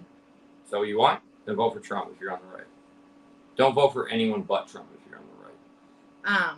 So I feel like we could go on for hours if we talk about. I'm telling you, these could end up being Rogan podcasts. All of these issues. So I want to get back to like where we are and how important it is to actually take direct action in person as individuals in our local neighborhoods. Yeah. I don't like using the word communities. I want to use neighborhoods. And how important it is to protect the First Amendment at all costs. For everybody. Right. For everybody. So we've had. Even people I fucking hate. I want to know who the people I hate are anyway. That's the worst part about all this. Right, because you said something really that really resonated with me when we had a conversation about this, that I have been telling people, this is what Michael said, and it's like the best thing I've ever heard about, people protecting the First Amendment. You said the ACLU and Skokie. No, you said how can I about criminalizing the First Amendment? How can I identify my enemy if I can't hear him speak? Yeah, if I can't hear him speak, right. That's the most dangerous kind of enemy possible. Men in suits. That's why some of these guys are so evil. Yeah. I don't even know who they are. Yeah. So, because we have a lot of First Amendment issues going on locally that, we are not garnering nearly enough support behind. Your protests at Wu's house are a great example of this. I think that absolutely is government infringement. Yeah. No, and fuck Michelle Wu. Fuck Michelle Wu. Yeah, just in case you ever hear that, Michelle. Seriously, fuck you, dude. Hey, let's check your donor list, Michelle. Hey, right wing. You really want to get after? Start throwing our donor list out there. Hey, look them up. Could you do me a favor? Could you grab that broadside over there? I sure can. Yeah. So, I like I said before, it's gonna probably keep coming up. Actually, I think I gave it to my mother, the broadside. The First Amendment's gonna continue to keep coming up because we're all going through it. I was trying to look for my copy of the broadside, the Boston Broadside, which your is mom, yes, your mom my mom has it, but it's a conservative type newspaper that comes out monthly, and I live in Boston and I haven't been able to find it in any stores because it's conservative probably, but it's a monthly. Oh, my mom has it. She's coming. It's a monthly newspaper. And yeah, we're on the cover. No First Amendment in Boston under Wu. So I mean the article, it's by Beth Hoffman. You can look up the article online. You can just Google it, or you can go find a copy if you have somewhere that sells. Oh, if I may say, Michelle, if you be so kind, can you not use men in the patriarchal the men who are at the top of the patriarchal hierarchy here to abuse women? That'd be really, really cool. What's his name again? What's the real douchey one there? The one who's real handsy. The one her bodyguard. Oh, Carrie Chin. Hey, Carrie Chin, go fuck yourself. Carrie Chin. Yeah, corrupt Carrie Chin. That's Michelle Wu's number one. I'd like to smoke some Carrie Chin real quick. Number one bodyguard from Boston Police. I think Sergeant Detective. Correct me if I'm wrong. Carrie Chin, who likes to push women around. AKA for no her reason Heinrich at all. Himmler. Her what? I'm sure they sig hill each other in the morning, right? Yeah. So, I mean, we have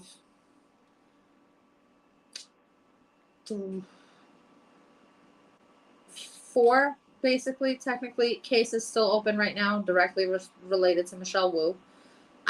First Amendment cases. Look at how the government, and just for left right, just for the mirror effect here. Shimmy's case is nonsense. Even if I might not have a relationship with that kid today, his case was absolutely bullshit. And anybody who really thinks that otherwise, you're just fucking ignorant. Let's be real here, right? When you want to hear about what actual systemic racism is, there you go. There's a great example of it. Clear, obvious evidence, no doubt about it. By the way, on the North Shore, we know some of the North Shore towns don't have the best rep. It's a little bit different up there. When you get real rich and white and waspy, no offense, Protestants, but when you get way up there with Ipswich, we know how you act. The Catholics know too. Trust me. All right. Like that's a clear example of it. A clear example of using. I'm not going to call it. This is government oppression, and not with these guys. It happens. This is the whole thing. Do we both notice the common enemy again? But again, are we going to start bitching about these little things? I'm done with culture. Money controls everything. Let's be real. In a country like ours, we have to start talking about money. That's what we have to start talking about. Remember, that's what Martin, even if he was, and I think we probably should have a deeper conversation with Dr. King. A lot of interesting caveats about his history. I think he was in a very interesting place, put in a lot of very interesting place. So, but with Dr. King, with Huey Newton, Bobby Sands, who are my heroes, Malcolm X, they talked about money. That's what they talked about. Yeah. They talked about economics. If I read what Huey Newton said in all his speeches right now, how much of it do you think focused on economics but versus racism? Hey, there were the White Panthers during Huey Newton's time, right? There were the White Panthers. White people who were very, very dedicated to the cause, who were absolutely fucking down, no questions about it. No one said, hey, the White Panthers must be racist. I remember I brought up that idea to the left today, and they were like, oh my God, the word white's in the name. This is how soft these fucking people are. They're fucking pathetic, right? People like that need to be, people who are sensitive like that, these little chirpy fucks, these are people you shouldn't waste your time with, right? These are people who steal the energy from our movement. They are the vampires, and really, quite frankly, you should just tell them to shut the fuck up. And that's the other thing. Because not many of us are willing to step up and say that. Not many of us are willing to have the courage and the bravery to be able to take those arrows in our back. More and more people like ourselves, people need to hear us. People need to know that we spoke truths to ourselves internally, that you and I were brave enough to cross those lines no matter what the cost was, right?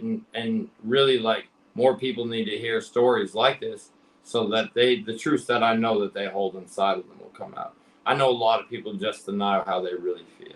Most people should be handing out flowers. I'm not one of the flower people within our working class movement. I'm there, the deeper, darker forces want to fuck with us. And I mean that as a whole. But we can't keep being distracted by these things. Yeah. Like, this is something that we have to come to realization on very quickly. And we don't have the time. We don't have the attention for it. Like, it has to be extreme pressure. People out here don't seem to understand what the concept of legitimate political pressure is. They don't. Well, guess what? We can really turn the heat up. They don't. I mean, just the other day. I mean, because I make points all the time about these organizations and groups, like established groups that organize protests and rallies, and I say protests. Right. Because you mean money's given to them by rich people who control exactly what they're going to do, say, and then they influence so people. I mean, my idea of a protest is when you're coming into direct contact with, whoever is ahead of the issue that you're protesting, and you are shaming them publicly and making them uncomfortable. That's what a protest is to me. Sorry. Huh? I said sorry. What? No, you don't get that one over your head. You said people are shaming you and protesting. Oh. Right, but that's you a protest. Racist. That's a protest. Anything else where a large group of people gather to chant about a cause is a rally, which, I mean, it gives a great sense of unity, camaraderie, good way for people to get together. Absolutely. It makes you feel good that you have a bunch of people, shouting and cheering for all the same things, and to hear people speak about your cause. But I mean, just the other day I was at an organized protest that we were protesting police brutality of a recent, incident that occurred where a guy got dragged by a Boston police officer for no reason. It was a traffic stop. And the video went viral. So here comes in this organization, which I mean, like, nothing against the people in this organization. The people that I've interacted with, seem perfectly fine and, about the causes that they fight for, whatever. These people seem great. But, when we got to the police station where we were supposed to be protesting, we took it like a block away, like completely across a major road, Malcolm X Boulevard, across a major road to the other side of the street. We weren't even in front of the police station, which is who we were protesting, was the police at that station. And so, it was a nice event. People spoke. It was very uplifting and exciting to, feel that sense of community. And I quote community just because I don't like that word, but there's no other word I feel to put into that sentence. And, it was a great event, but if we're protesting these police at this station, I feel like we should be in front of the station. I mean, here's the whole thing with police at this point. After you learn enough, again, you start to learn things about how things work and find detail. The way you think. All right, here's a couple things I would say, and this is why I don't like making excuses, right? At least when we protest police, for example.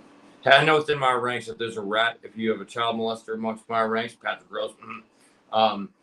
Boston police. I didn't forget. Neither did the niece who we raped 156 times. That was Patrick Rose. The former head of the Boston Patrolmen's Union from 2016 to 2018. He's currently sentenced to 10 to 13 years for raping 6 kids. 10 to 13 years. And remember, Michelle Wu, hey, you came after Shayna Catone a lot more than you did him. Thanks, pal.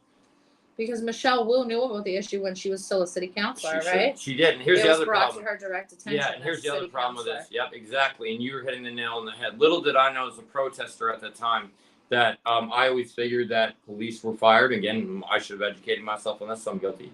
But I always thought that police were fired through the upper police hierarchy, right? They are. Well, they can be.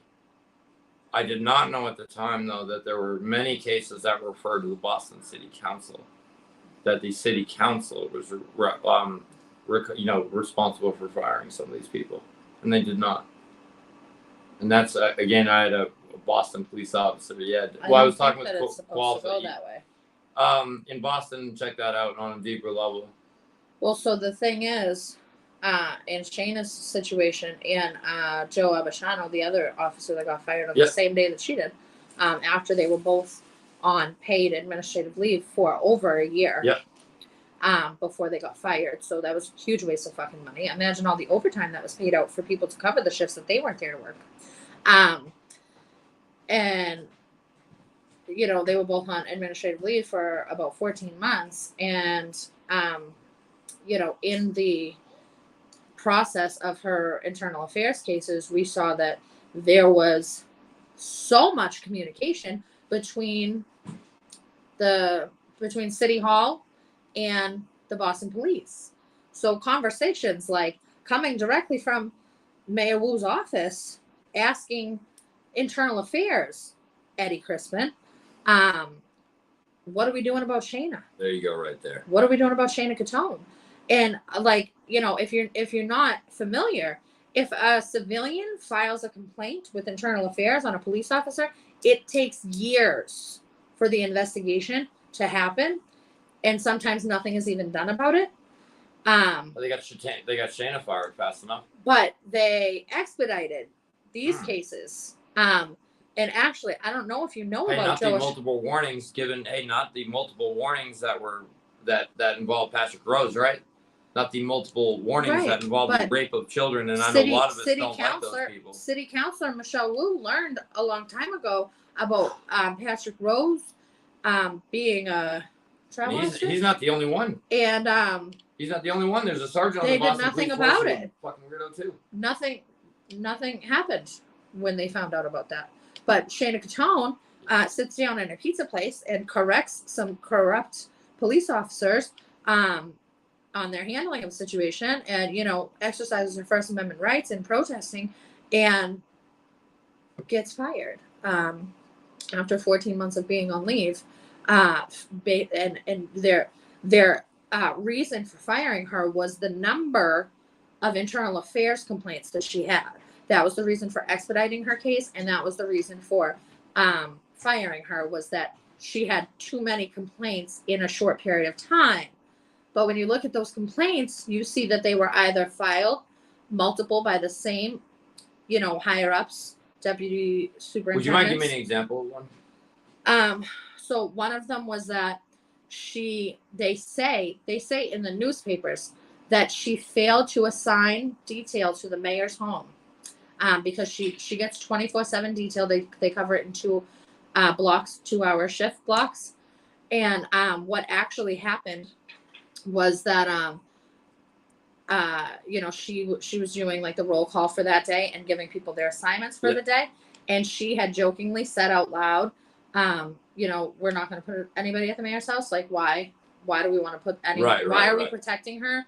She wants to start firing us next week because of the mandates, and she wants to defund the police. Why are we protecting her? Right. And it was a logical question that was asked to the person above her that didn't even answer the question. And even the officer that was told to file the complaint on her, Sergeant, actually, I'm not even going to say his name, because I don't even think that he has done anything malicious. I think that he's just trying to do his job to the best of his ability, and I kind of feel bad that he has been put in the middle by his superiors. Yep. It's the same guy that arrested us. Okay. I don't think that's acceptable, but that's okay. I'm not saying it's acceptable, but I don't think that there's one job in the United States. He was told.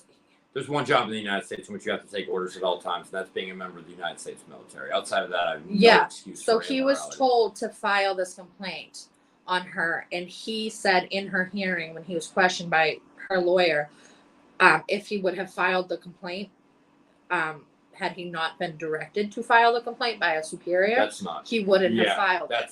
That's really bad. So, that's really bad, by the way. Yeah. That's like not good. So, this is intimidation tactics. Your superior tells you to do something. But here's if you don't do it, your job could be on the line. Exactly. So anyway, back to the point.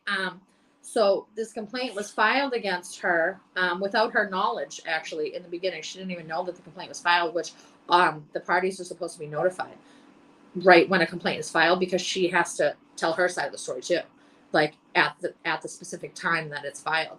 But they didn't notify her. And so he said that, and this was public, this is in her hearing, and I was physically there to witness this hearing. So this is what I heard with my own ears from these people, which also the media reporting on this did not look at any transcripts or any video or anything from her hearings. So all they're looking at is the reports from internal affairs, completely biased. So he said that the time in between Shayna making this joke, jokingly saying, we're not going to put anybody in the mayor's house. Right, as a taxpayer, right, just as a taxpayer, and I don't care. I don't care. I don't care. Mm-hmm. I don't care. We were just talking about Patrick Rose raping his niece 156 times, and we're talking about Shayna. Right. Again, So I've met Shayna a few times through, like, I've been able to meet Shayna a few times through Catherine. Like, again, I'm someone who is we'll say a more aggressive member of the left. But I can't say I after watching what has happened, again, I always watch what the state does to people. It's very difficult for watching what she's had to go through from the outside, and having the views that I have. Like, again, I'm one of the people who when we talk about defunding the police, that has also seems to have a long definition to it, or many different definitions to it. But like, I look at Shayna and I go, as one of those people who has been photographed in front of Fuck 12, in front of a lot of things, and I definitely have had some very, very hardcore views. I could not look Shayna Catone in the face and go, Fuck 12. Mm-hmm. I could not do that. Why? And here's the reality is, we do need something. Who are the people right now who are calling for police more and more? Black people, or people in the African American community. I just want to stop. Like, they're the ones who need the help right now. They're the ones who need their communities secure. And yet we've looked at what happened nationwide when we do completely defund police departments, and that's not the right way to go. Like, it's obvious that this isn't the right way to go. Like, are you going to tell me that we don't want rapists caught, or are you going to tell me that you don't want murderers caught? I was almost murdered 8 months ago. Do I want him caught? Fuck yeah, absolutely. Or did I want him caught at the time? Yeah, absolutely, of course. Well, I don't want this guy going out and killing somebody else. Why would I want that? Like, that's the thing. We have to think reasonably. We don't. That's the whole problem. No, we don't think reasonably anymore.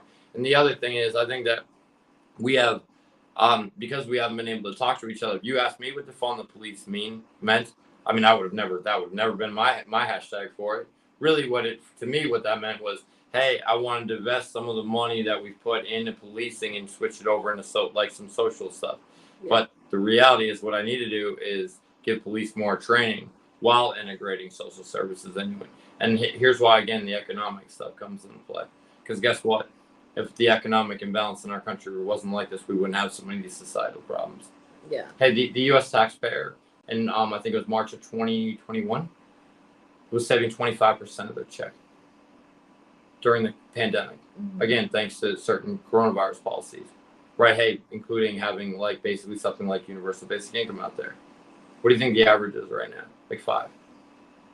25% is enormous. Mm-hmm. And in a month, the American taxpayer is saving 25% of the money that they made. That's incredible. That needs to be noted. Yeah. We need to think about. That's why I'm a big supporter of universal basic income. Big one. Hey, if we have enough money to do it. I know you don't like that one. Universal basic income is something that we have agreed to disagree on. Yeah. I can see how, but I can also see where that can lead in dangerous directions, though. So, I'm not blind to that either. So, the time in between her jokingly saying we're not going to assign anybody to the mayor's house and her having a talk with her superior or whatever, and saying we're good. It was just a joke. Okay. Was about 45 seconds. Yeah. Again, this. I don't care. So that was one of the complaints, and being portrayed in the media as her refusing to assign details to the mayor's house. The mayor's house. Oh, I don't care what the media says. I already don't trust them. No real leftist talks in media, by the way. I fucking hate all of them. Fuck all of them. Yeah. I talked to Tucker Carlson on major news networks. Hey, by the way, Tucker Carlson, thanks for being the #1 anti-voice war on TV. I love you for it. Thank you for putting Jimmy Dore on. Shout out to Tucker Carlson. You're not gonna hear too many people on the left say that. Thanks, Tucker. I don't know if I blend with him on a personal level too much, but yeah, thanks, Tucker. Thanks for providing thanks for providing leftists with real voices on TV. No, really. Yeah. I mean, hey, if Tucker Carlson is a very powerful platform, and again, another great example of where left and right can come together, and he's allowed reasonable, true progressive voices to come on there and actually discuss these things. Yeah. Thanks, Tucker. Yeah. And he doesn't like war. That was one of her complaints, and then she had 5 others. I can already see where this is going. Yeah. I can already take a crazy guess. Pertain to the pizza place. I've seen. Yeah. Okay. I'm aware of that one. It's so that was a complaint. That was a complaint. Conduct unbecoming. Okay. That's unbecoming. That was funny. All right. So I don't care. Yeah. Whatever. Again, I'm supposed to be one of the fuck troll people, and again, I'm very much against some of the internal shit that goes on. Actually, I'm gonna use the bathroom. Go right ahead. Sure that you can find something to great. talk about. Sure. Let me think real quick. Wait, what was I just hitting on? Conduct unbecoming. Oh yeah. I mean, really. So I've always looked at it this way, and this is one of my great frustrations with police. And I get the fact that possibly being ostracized and things like this can happen. Hey, if you're within my ranks and I found out you're a rat, a government informant, if I know you're a child molester, if I know you're someone who's gonna hit women, or sexually assault women, and really vice versa. Though with all due respect, I think a grown man should, if you're being brutally physically assaulted, just run away, and that probably shouldn't happen. But there are certain levels of moral conduct that I would never ever ever accept. Now, if you're within the Boston Police Department and someone's doing something shitty, or within the police department that someone's doing a shitty immoral act, i.e. what those cops are doing to that little girl or that girl out in Stoughton, which is absolutely disgusting. And if these things are occurring and you don't do anything about it, or if you tell your superior, for example, or you're afraid to tell your superior, Well, then, you know what? What's the difference between you and someone in Nazi Germany? I'd really love to know. I'd really, really love to know. Because at what point in time do you as a person look at yourself in the mirror and go, what the fuck am I really doing? Because if you think I'm going to let a child molester run around me, watch what the fuck's going to happen to him. If you think I'm going to let some government rat like Enrique Tarrio run around me, you are dead fucking wrong. Like, and we need to, that's the thing. I would like to think that police officers should probably look themselves in the mirror and ask themselves the same thing if they want those type of people running around. Because you're not going to be in my ranks around me. If you are, I'm going to remove you in whichever manner that really takes to get you out. And I don't understand why police don't act the same way. I know good cops. I know they exist. But those good cops have a very serious moral and social responsibility to take care of the bad apples within their ranks. And they are clearly not doing that. And they need to stop making fucking excuses, because I'm not going to make excuses for myself. Neither should they. And I'm just one individual citizen. They represent our public safety. So they have a greater responsibility than I do. At least I would argue that. And that would be one of the questions I would ask is, why do we accept that? And, what do we need to do to help? And another question I would ask, instead of yelling at them, is what do we need to do to help these good police remove these guys? What is it that we can do to help them? Because clearly the upper tier, at least in a police department like Boston, isn't doing a goddamn thing about it. Patrick Rose. Hey, sorry guys, we know that's the truth though, don't we? And I have to say one thing though. I've talked to a gentleman who did know Patrick Rose. He is a former member of the Boston Police Department. He's now retired. And he said that he genuinely didn't know. I looked that man in the face, and I know he's telling me the truth. So I have to accept the fact that some of these guys are scumbags who do things in the dark too. But we know do those reports that they knew. And that's the whole thing. If you know, like I'm not going to let a rat run around me. I'm not going to let a child molester run around me. Why do they? I'm not Bill Gates. I don't hang out with child molesters after they're convicted of child sex trafficking. If I have reports around one of my friends, fucking a 12-year-old, do you think I'm going to have them around? I mean, this is insane. Mm-hmm. This is disgusting. And that's just one pervasive. I mean, that's probably worst of the worst, but we know of people who do all this shit. Why aren't you doing something about it? Yeah. It's not my job to fucking come into your ranks and tell your sergeant what to do. You're not gonna, wake the fuck up. Like, stop making excuses. So I don't have risk to myself either. So actually, I don't think we've had the conversation yet about Joe Abishano. Oh no. Who he actually has stayed out of the public eye as far as his case goes, but he's the other officer that got fired on the same day as Shayna. Okay. Sorry, Joe. Hey, Joe, I don't know you, buddy. Again, I'm someone who said fuck Joe plenty of times, but thanks for being brave, and I hope you and your family are okay, and I hope you're being blessed right now. So, you should not. You should have your job. If you think that did he have a record? Did he have any kind of anything? No. Hey, Joe, I'm sorry. Hey, Joe, as someone who formerly said fuck 12 all the time, I'm sorry that you are not in your public safety role defending our society right now, or watching over our society right now. I'm sorry you lost your job. So what happened with Joe is almost more crazy than Shayna's story. Oh God. Because Shayna was in the public eye, and Joe really wasn't. Right. So Shayna took her duty very seriously. There was an investigation. If I'm wrong on any of this, I will correct myself, or somebody will correct me in the comments. I want to say that there was an investigation opened in at some point in the beginning of 2021 on him, because he was in DC on January 6th. And he did not enter the building. He was just there to hear Trump speak. I don't. January 6th was clearly set up by the FBI. Ray Epps. Don't forget the name. So there was an investigation open on him, and it was a very thorough investigation, and it was closed, or maybe it was open. I don't care if he was there supporting Trump. I don't give a rat's ass. It was open. It was thorough. It was closed. Then it was closed in the beginning of December 2022. Mm-hmm.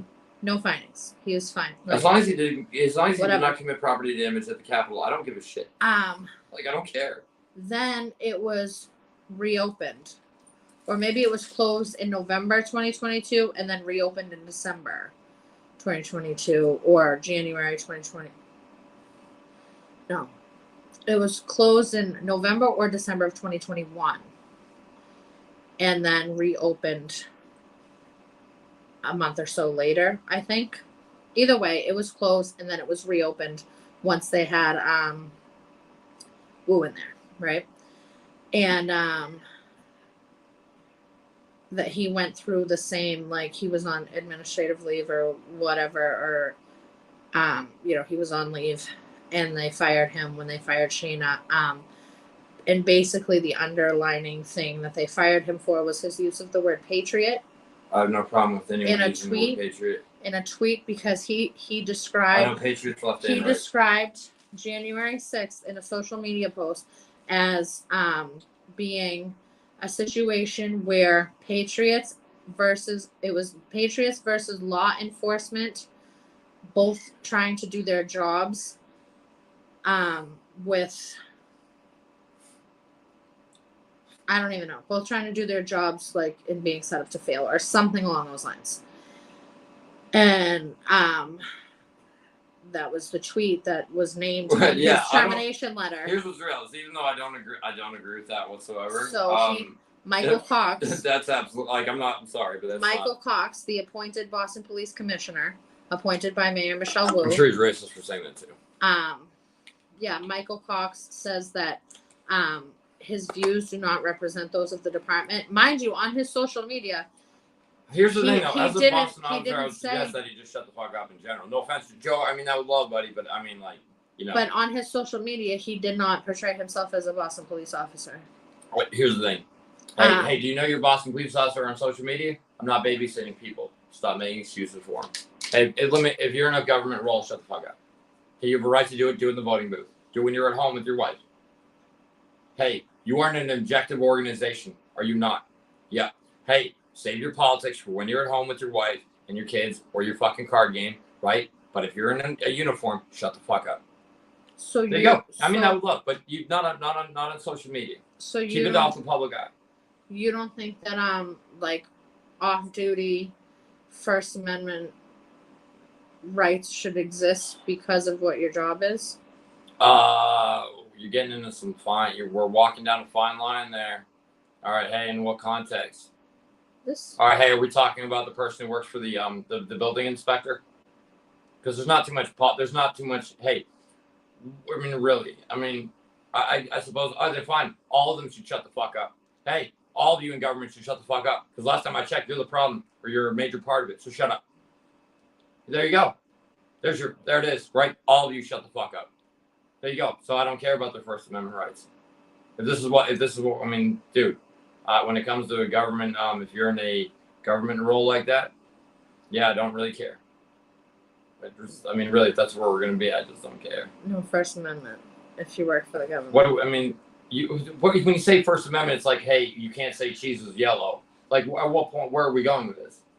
Like, at what, like, all right, hey, what type of First Amendment? All right, if you work for the Boston Police, I would say, I don't like black people. So is there a First Amendment? So if I fire you based off that, which clearly is going to show me that you're going to be prejudiced, you're going to have a bias at your job in which you need to be objective. So am I protecting that kind of speech? Where's the level there? That's where I'm going with this, though.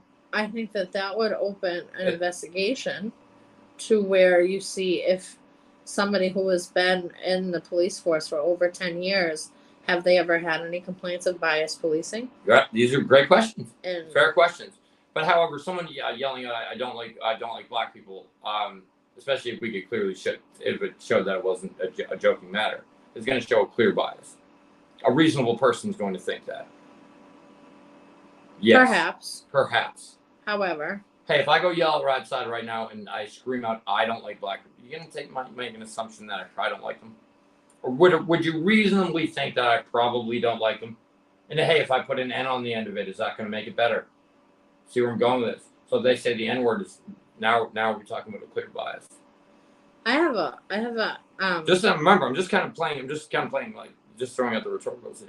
I mean, I think maybe a different perspective on the N word than a lot of people. I don't think we should be using it whatsoever. If you're not, but listen, White people shouldn't be using it. I don't think anybody should use it. I'm not gonna get it. That's not my choice. Now that the word has been adopted in a different way for a different meaning, that's not my place to say that. Yeah, I don't think I'm not anybody. gonna. I will tell you. I'm My not. thing Hey, is, I'm a potato eating mix. So there you go. What's other negative Irish terms? So Karina says Joe's statement and I don't like black people are like apples and trucks. Are they? Remember, we're I talking about agree. the framing, and we're talking about First Amendment protected speech. So are we not? That's what we're talking about, right? We're talking about the First Amendment, right? Government, government coming in and infringing on your constitutional right to speak Okay, but if freely. we're being literal, we do have laws now against hate speech. I don't like black people is not hate speech. Next. Hey, I do not like black people can show a clear bias. Yes or no? Yeah, when Okay, your okay, so that's employer it. Wait is on. involved. That's a yes, right? I mean, there wasn't a yeah. What does that yes? Does that show bias? Yes or no? Yes. Okay. So hey, is being a police officer an objective position? Yeah, I don't know. Oh, so you think our cops are? It's okay for our police officers to be biased? I'm gonna respectfully disagree with you. Because I don't want my police officers to be biased. I want them to be. I want them to be biased towards child molesters, but apparently that's not happening. Because I think that it is possible for a person to think a certain way and not perform their job duties according to how they think. I would. Hey, okay, sure, I can agree with that to a point. Sure, I believe someone could potentially hold a prejudice, but still potentially be objective at their job. Yes. Yeah. So I mean, and I don't. By the way, I don't find that likelihood very high. By the way. Maybe not, but I mean, I think. Okay, but maybe not. And hey, maybe not when you have a gun on the side of your. There we go. Right. Maybe not when I have a gun next to me. There's a pretty big fucking deal. With all due respect. Right. And hey, the people who have that gun next to them, who have to be in charge of our public safety. This is what I'm saying. We walk down a fine line when it comes to the government folks. And by the way, I'm not legitimately saying I really want government people to not be able to speak their opinions. We have to be careful in the manner. Hey, when it comes to the public forum, though, yes, I do believe that we have to be a little careful. All right, hey, there are times and places for everything, though. Just like I said, following orders at all times isn't good. Right, and hey, so putting an experimental vaccine in your body is something you definitely should protest for. So there was a third officer also fired around the same time. But do you see how the lines can? I'm just saying. But do you see how the lines can blur with this kind of quickly? But listen, so there's a third officer that was also fired around the same time, but they don't lump the three together much. And this one is less talked about. Okay. This one. Why do you think they're less talked about? This one went on like the Facebook, I think, of the FBI. Okay. And said something controversial. I don't remember what he said. Controversial. But he said something like against the FBI. Okay. Fuck the FBI. So it's like that's one of those things where it's like, right. I don't like black people. See? Like, yeah, you should be watching what you say when you hold a certain position, and you should probably shut the fuck up. Right.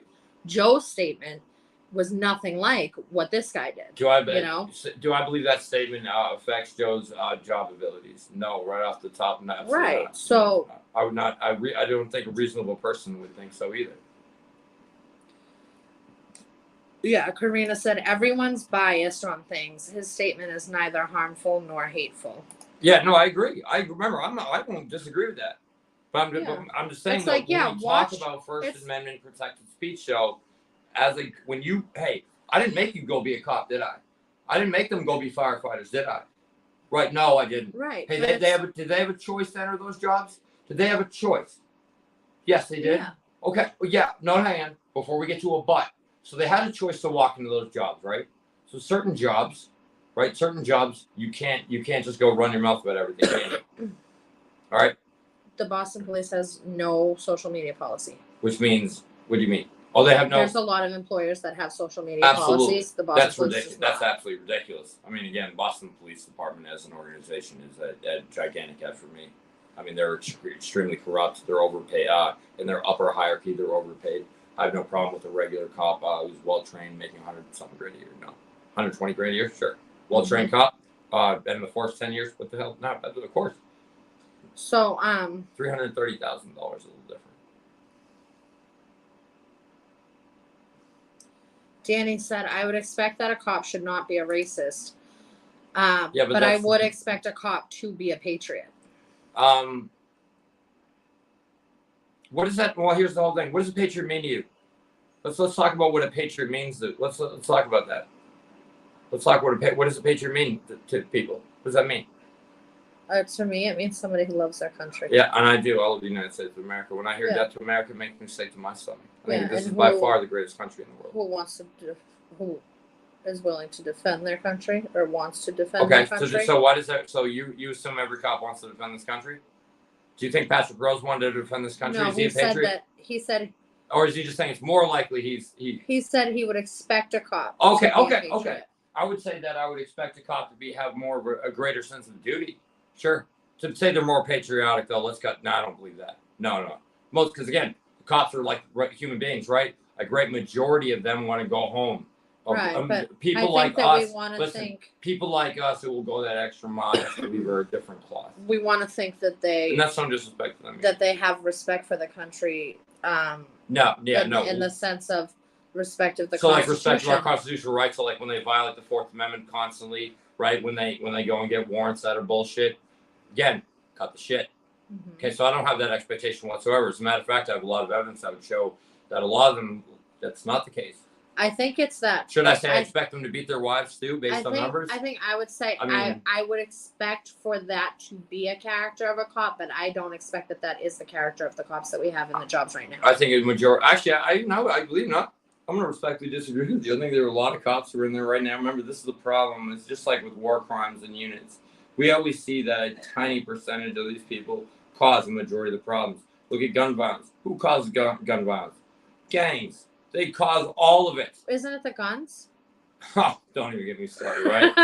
Oh, dude. Wait, not even- isn't it the guns? But though? this is the whole thing. It's always that tiny little percent. It's always these bad eggs that like can reflect on everything. I think like 80% of cops are probably normal dudes that want to go home or men and women who want to, or whatever you might want to be. But you just want to go the fuck home. You want to do your job and go home.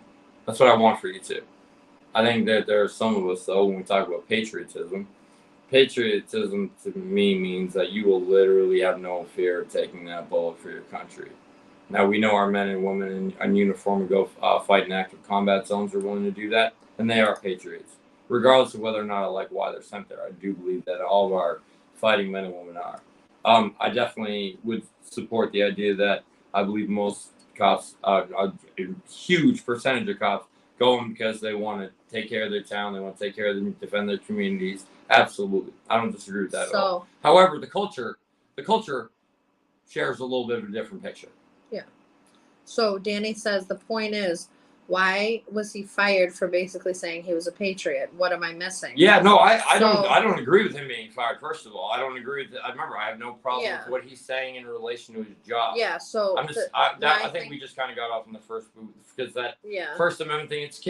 I'm just saying though, we got to be careful about how we look at that when it comes to someone in a government position. Yeah, but so I think that it was more along the lines of him insinuating with that statement that the people who committed an insurrection are patriots. They didn't listen. Let's hold up. First of all, it wasn't an insurrection. I don't need that. Just you know why they use why the media use the term insurrection, because it sounds biblically catastrophic. All right, hey, so you had a small group of people yet again who caused the majority of the problems. The Oath Keepers are amongst them. Joe Biggs, and by the way, the Proud Boys are a part of that, and they're all fucking rats. I mean, they're all fucking rats anyway. Fuck them. Fuck the Proud Boys. You fucking rats. I'm dead serious. They're all. I mean, hey, Enrique Tarrio got arrested 3 days before that event. Shocker! Wow. Didn't see that one coming. Right. Okay, but this is the whole problem is that it wasn't an insurrection. Hey, guys like that who had the Ziploc ties in the House chamber, yeah, he should go to prison. Hey, Jacob Chanley, who's the QAnon shaman, well, watching the video of him getting escorted through. Why is this guy in jail? You literally let him there. You had a photo op with him. So what do you think about I was at a but I don't think it was an insurrection, and I don't by the way, I don't think that there were necessarily any men who were brave and patriotic. What were you doing that was so brave?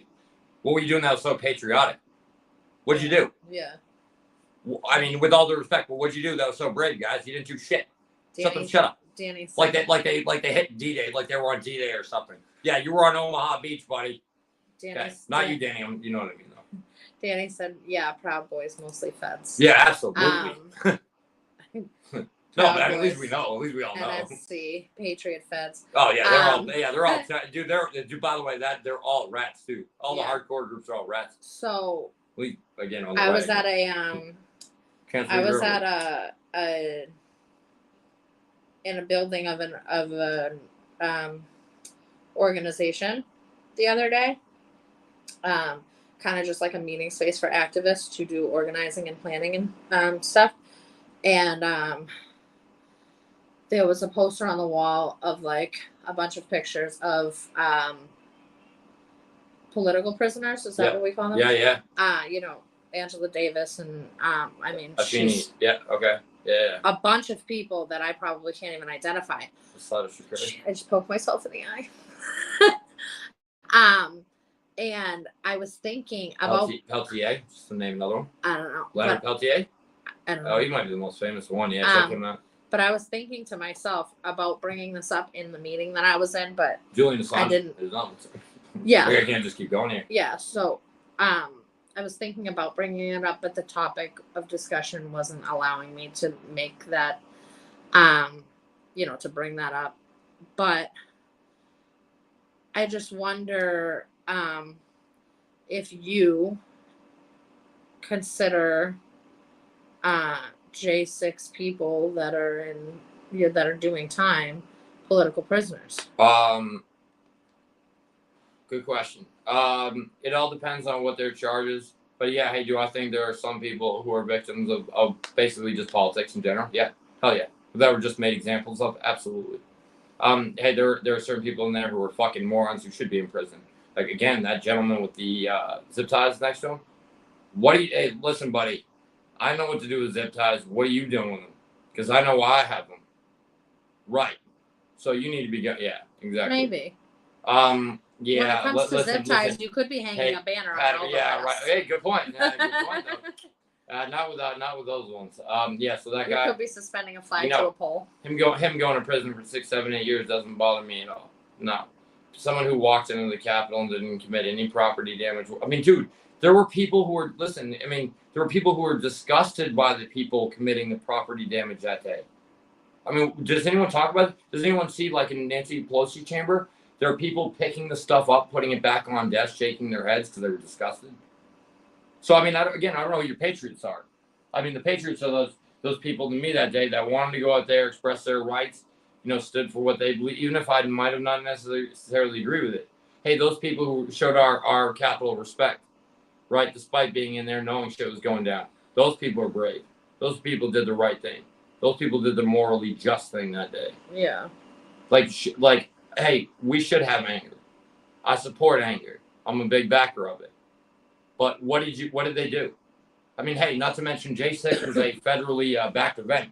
So enjoy. I'm glad you guys hung with the federal government that day. I mean, what the fuck are we talking about here? Listen, know your people in your field. Know who you're around. Right? Know who's giving you the command. Right? Know what's going on in your sector.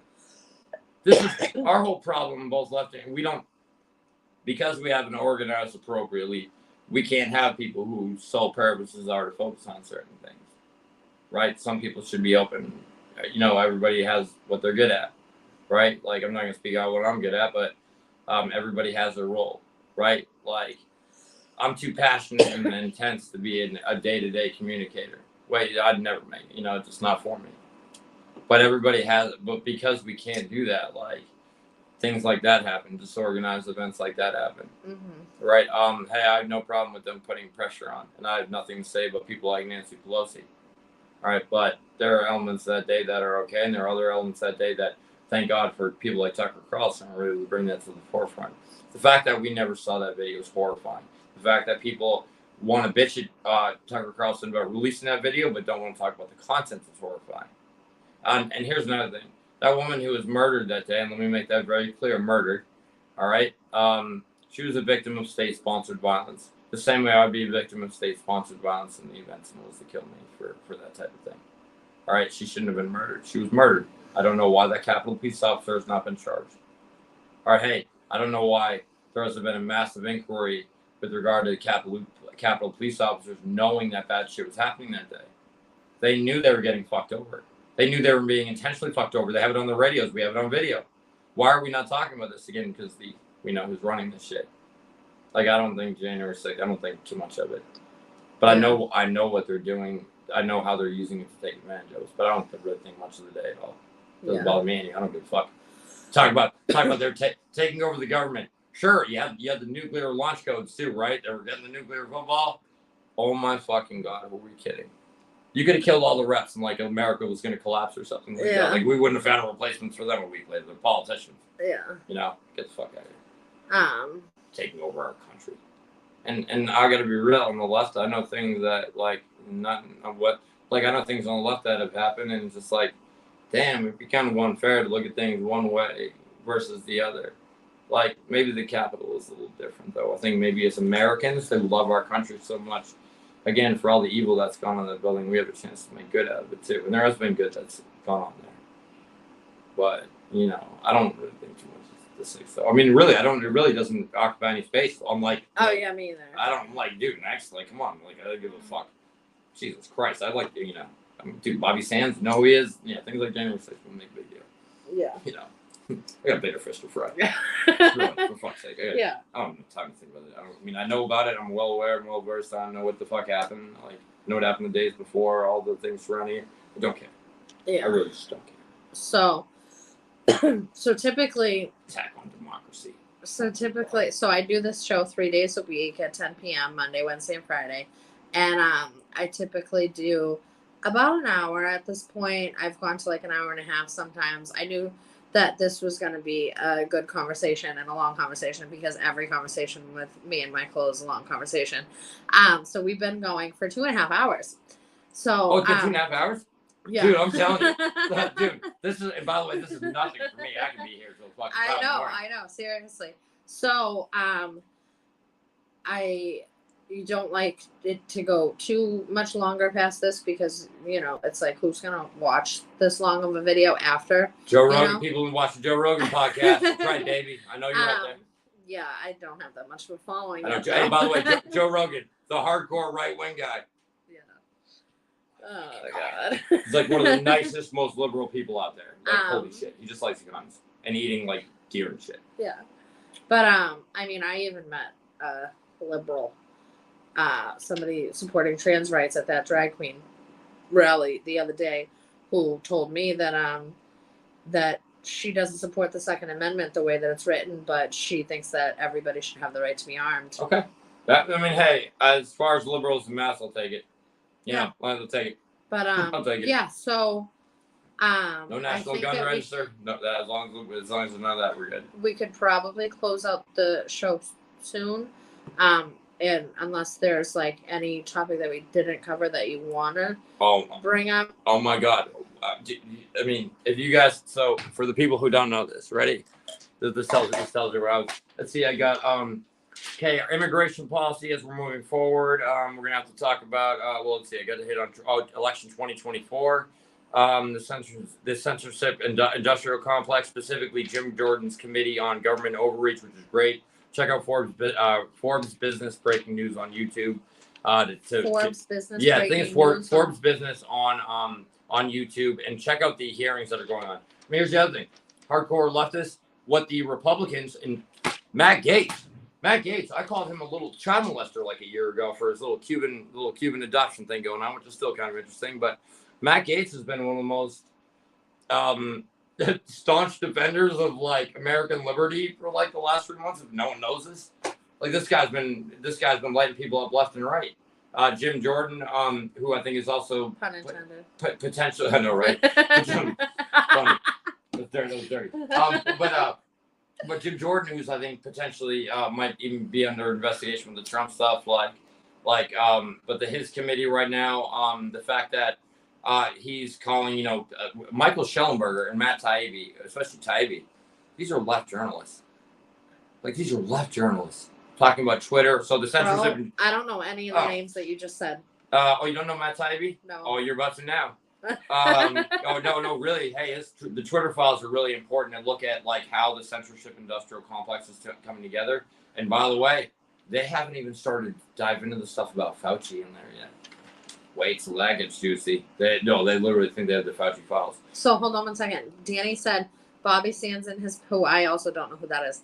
Bobby Sands and his pals thought that they were dying for their country. Yeah. They were sacrificed for their communist commanders. Hey, first of all, they weren't communists, so you might want to check your history there, pal. Or by their communist. Hey, so first of all, I know who those the commanders were in the IRA. I'm not sure if you have any family back in Ireland or had any members of your family who were members of the IRA. But first of all, I don't know what the fuck you're talking about because they weren't communists. I think they were very much socialist. Danny's from Ireland. Well, no, but that's a big difference, right? You're from Ireland, right? Sure well, again, if he's over there, okay. So wait. Hey, ask him if there's any part of a political party or if there's a certain political party that he backs in Ireland. I'd love to hear this. So which one is it? We'll wait. We'll wait. Oh, hey, just in case my family's from Donegal, if you need to know anybody specific up there, I'm more than happy to connect you. I don't give a fuck what. I don't give a fuck. By the way, I don't give a fuck. What from do you? By the way, my family won't either. Danny, do you support a political party in Ireland? Hey, Danny, do you support the IRA? Let's see if he supports the IRA. Let's see about that. See if he's a Tory or not.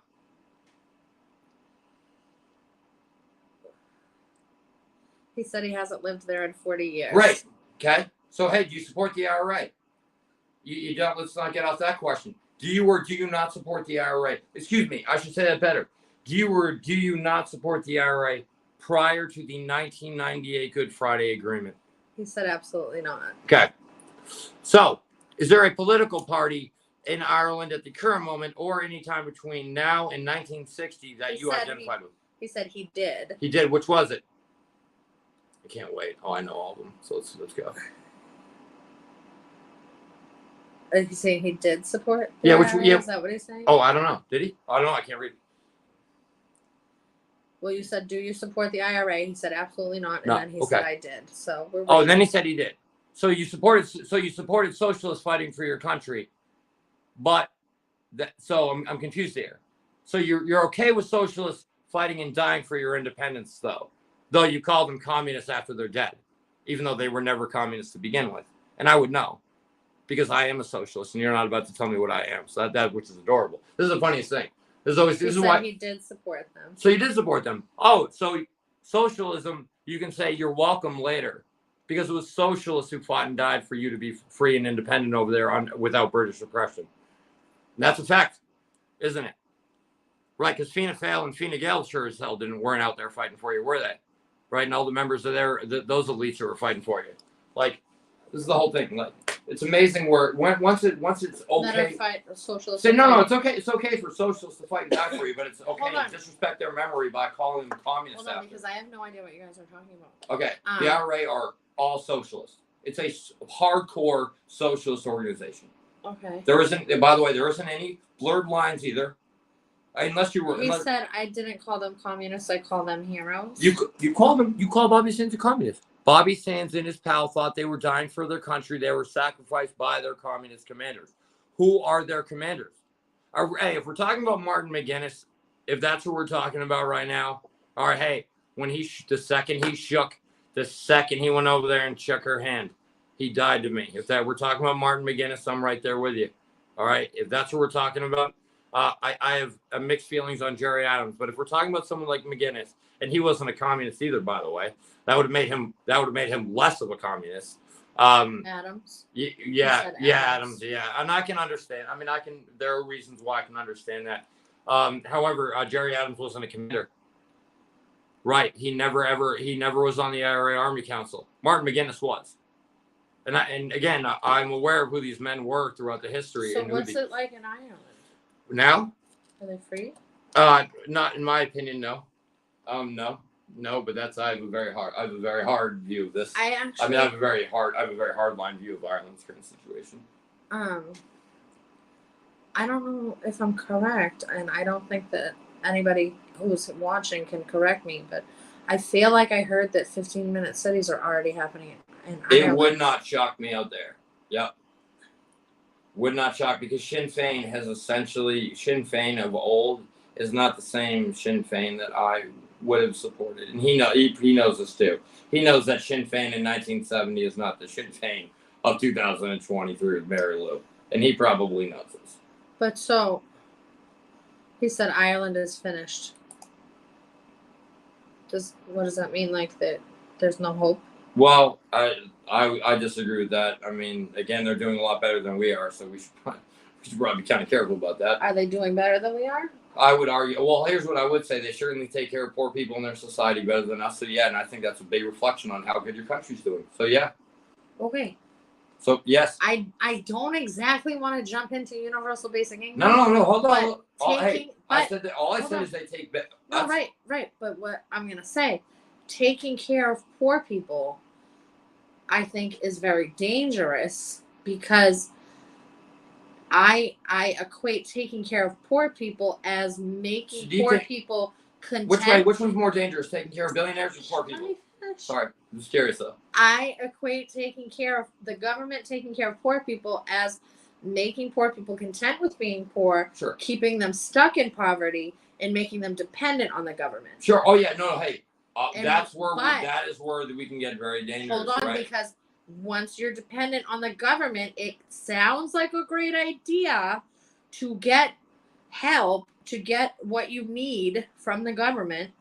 However, once you are taking money, healthcare, education, whatever it is that they're giving to you at no cost, like subsidies currently take away from us as U.S. taxpayers, yes, at no cost, you are now bound to them, and you have to abide by their rules, because otherwise they're going to cut you off. Right, like billionaires when they donate money to super PACs, so they're bound to them. So they can affect your food supply, they can affect your medicine. You know, they tell you what doctors you can see. Let me throw something at you real quick, right? We at least, all right, we know here, and I think that left and right people watching us, we can at least agree on one thing. We clearly have a common enemy, don't we? Right? Despite all of our differences, the things we might disagree with politically when we really get down in the weeds, but I think we all know we have a common enemy, don't we? Yeah, Joe Biden. That's a joke. That was a joke. He's part of it. I mean, he's definitely part of that. But the elite. He's a puppet. I mean, he's a puppet. He's not even a real person. Exactly. People like William Lord and then William Bruce Harrison of the world, and people really pulling the string. So at least we can agree that we probably have a common enemy here, right? Yes. Sorry, now I lost my train of thought. So what happens when you have ADHD? It gets really bad. Yeah. Danny said taking care of poor people increases the number of poor people until it's unsustainable. Okay. Now here's the thing. So what you've done instead is So with that argument, and here's one thing I'd like to point out. Hey, working class people, do you think in your life, again, the people who don't support welfare and are against this free money and are freaked out by government dependency, do you think you spent more time in your life talking about food stamps and welfare for the private citizen or corporate subsidies? Now here's the ready. I'm going to bring us all in reality real quick, because I sure as fuck know it wasn't corporate subsidies. All right, let's just cut the shit right there. No, you know why? How I know this? Because none of y'all ever talk about it. And I know this. I said, well, you do. When have we really? We don't. Let's stop. Hey, we don't. And as much as I hate to admit it, sometimes the only time I ever hear corporate subsidies being talked about is with the environmental kids talking about those ones for like Exxon and stuff. All right, hey, I am nervous about government subsidies as well, right? But right now I need to feed people. And I don't really give a shit about whether or not someone's worried about being dependent right now, because right now my country can't feed itself. Right now in my country, I don't know what other country other people living in, 1 out of every 2 people can't afford to miss a paycheck. That's the country, right? So hang on. So before we talk about dependency, right now Exxon's dependent on your government. Hey, Verizon is, AT&T is, hey, BlackRock is, hey, Lockheed Martin is, hey, Boeing is. So what are we talking about right now, really? Right, because hey, you don't go after Boeing. We don't, and that's what's real. And hang on, I don't like lying. I like being honest, right? I like being objective and unbiased. I know what people have been fighting for because I've been out here doing it for 20 years, right? Even if I'm younger, guess what? I have a lot of experience under my belt. right? And hey, when it comes down to brass tacks, I'm one of those people who's willing to put their bodies on the line for people who are cowards, right? And that's another thing that's real. Like, and like I see this all the time where constantly people who are not within that elite category will bitch at each other about this and this and this, but you won't bitch about their welfare. Hang on, and remember, I'm saying this in a generalized way, and this is for everybody. But no one, why is it that we do this? Why is it we don't ask ourselves this question? Because the media has done a good job, again, of putting thoughts into people's heads. Because where did you get this information to begin with? Okay. There's a lot to unfold with everything Yeah. that we just said. And I think it goes back to the conversation that we had before we were live today when we were talking about the gray area of what is the opioid epidemic and What mass is China's and war? cast. What is China's war? Mass and cast. Fuck China. Mass and cast and giving people from mass and cast free housing, right? Not to get into that yet, but so hey, if you're not, first I gotta speak on one thing real quick. Hey, if you're not familiar with social services, you've never been in addiction recovery services, and you don't know the stats and you don't understand all the data that backs things up, do us all a favor, and I'm gonna speak as a person in recovery with 8 years. You gotta fall back. It's not listen, you don't know what you're talking about. You just don't. And you sound stupid. Right? I agree. And I don't want you speaking on my experience, like you know me, or you know how I feel, or you know how I think, or you know how I behave. Because guess what? You know anything about addicts? We all kind of behave in a very similar way when we're using and we're not, don't we? So with the gray area that is people who desperately need help and services, and people who take advantage and people who take advantage. No, let me finish. Oh, I can't. People who take advantage and people who turn it into a lifestyle to have benefits. So it's like how we were talking about giving housing to people I see where you're going with this. We were talking about giving housing to people on mass and cast. Yeah. You can't just give it to them and then that's it. There has to be some incentivized situation happening where you have to, complete programs. You have to look for jobs. You have to, certain, you have a certain amount of time to do a certain task to keep whatever benefits you're getting. Why do we make mergers amongst giant U.S. companies easier than having a homeless person go get benefits? But listen, I think that in the topic of welfare, food stamps, assistance in general, you have let the media. I don't listen to the media. I don't let the media do anything. I think let's stop that right there. From my experience with knowing and interacting with people on the right, I think that the majority of people all across the board everywhere don't have a problem with people who receive benefits, but have a problem with the people who have no intention of ever getting off of benefits. Let me ask you quick. Let me just point something out real quick, right? Hey, socialism is any time the government provides a service, isn't it? Yeah. Okay, cool. Hey, what are police? Oh, right. Hey, what's the U.S. military? Oh, right. Hey, do you guys like socialism? Hey, do you like your firefighters? Right. Hey, our taxpayer money goes and pays for things? Right. Hey, that's socialism, guys. Right. Mm-hmm. So, but here's the whole thing, because apparently people like to bitch about socialism quite a bit. But hey, remember, Blue Lives Matter. Hey. But I don't think they're bitching about their being. No. They don't hang on. There's parts of socialism that are okay for them, they don't complain about. That's what happens. Oh, no, they don't? Oh, so hang on. I'm saying. So all these people hate socialism, hate police now? They hate paying for police? They hate paying for... Oh, they don't? No, I'm saying that this, just like any other topic, is not black and white. There's not one stance or another. Well, hang on. Is socialism a government-paid service? Yes or no? That is black and white, isn't it? Socialism, isn't that what socialism is? I don't really know the definition. In the context of what we're talking about, is socialism not a government-paid service or a service that the government provides through taxpayer-funded means? We can look up the actual technical, that's great. No, that's fine with me. I like doing it that way. Socialism definition. Kind of gets all the other, like that gray area you're talking about. Excuse you. Why did that just happen? The thing is, here's one thing I do get nervous about too sometimes, is when we go like, and I'm not saying obviously this is totally cool, but when we constantly go on things like, "Hey Siri, what's this?" or "Hey Google, what's this?" We're only using this one point all the time to get our info from, and that's extremely dangerous. Okay, so there's 3 definitions that it says from the American Heritage Dictionary of the English language. Any of various theories or systems of social organization in which the means of producing and distributing goods is owned collectively or by a centralized government that often plans and controls the economy. So exactly what I just said. 2, the stage in Marxist, Leninist.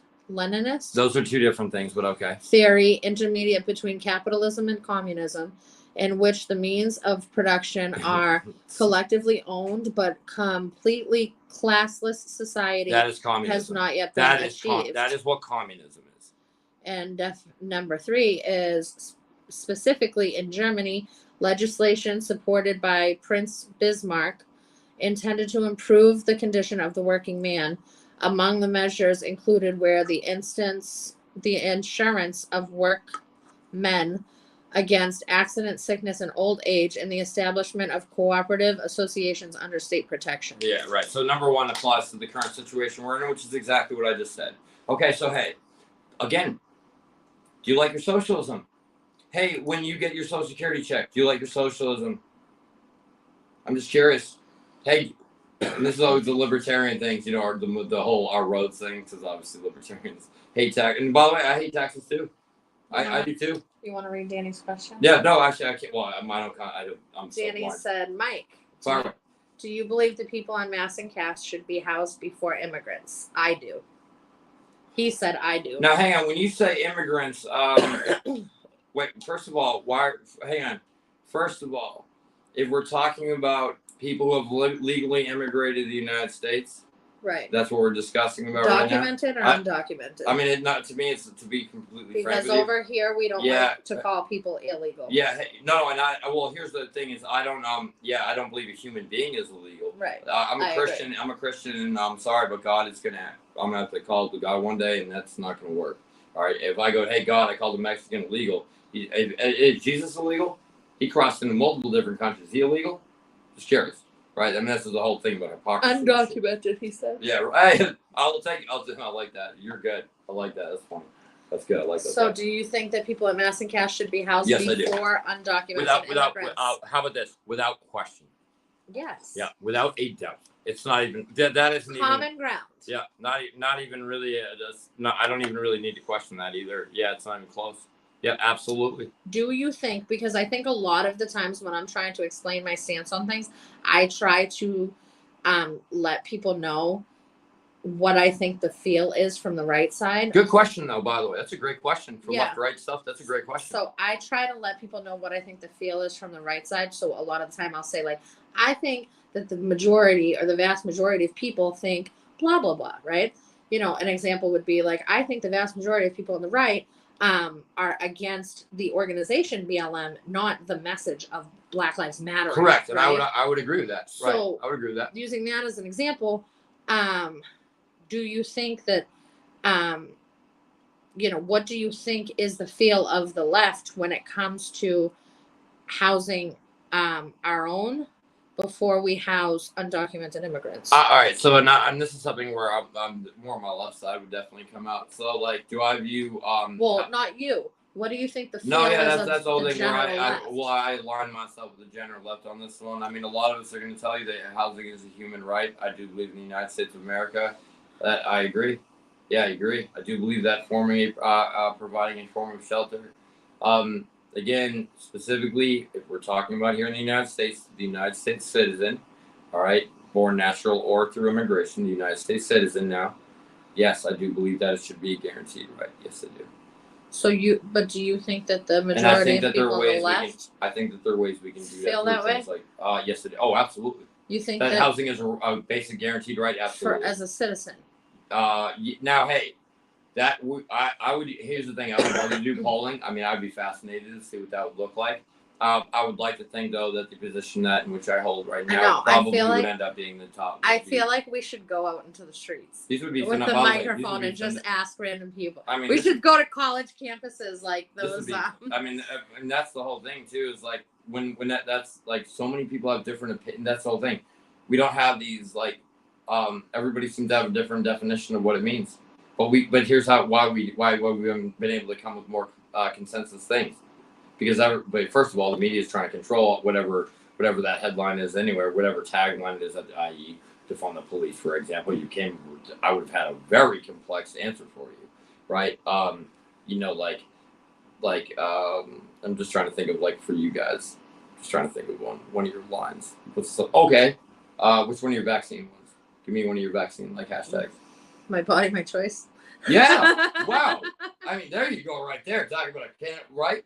I mean, that's the whole thing. And again, with my beliefs, whether it be viable, it's not my it's not my right to no, it's not my job to tell you what to do with that. Your body is your temple. What you do with it is your own.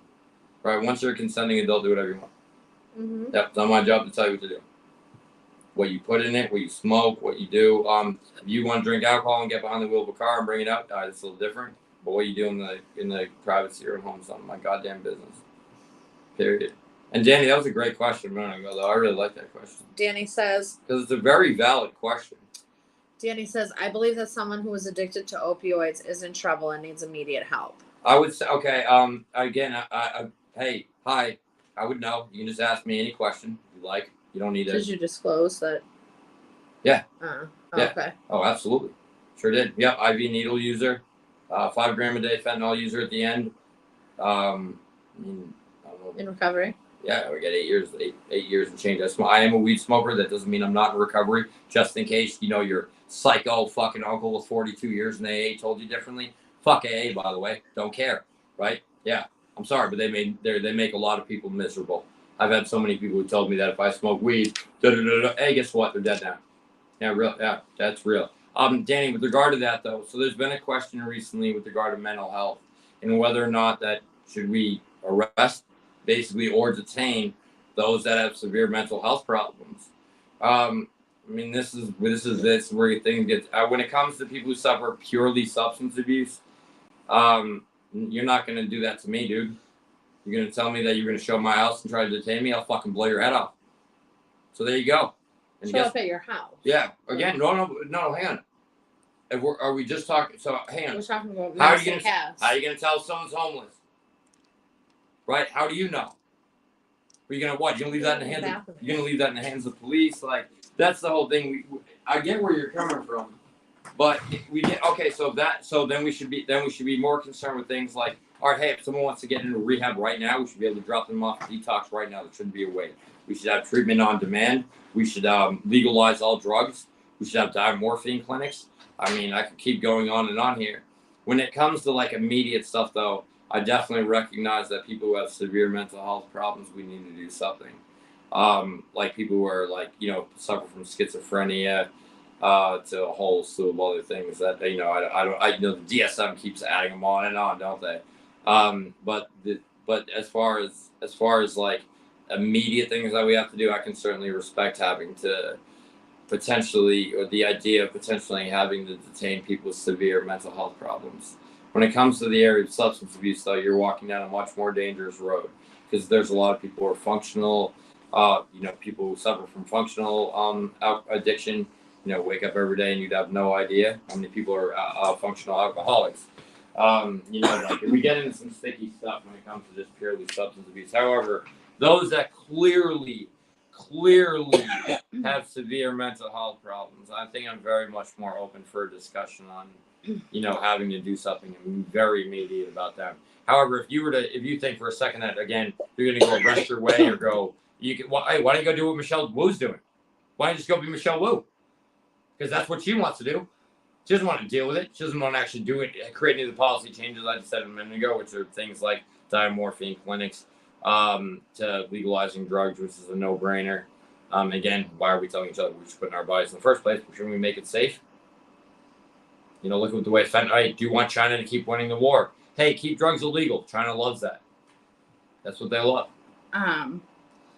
I mean, they love it either way. They're because, killing it. And by the way, China's murdering it right now because Because, drugs are illegal.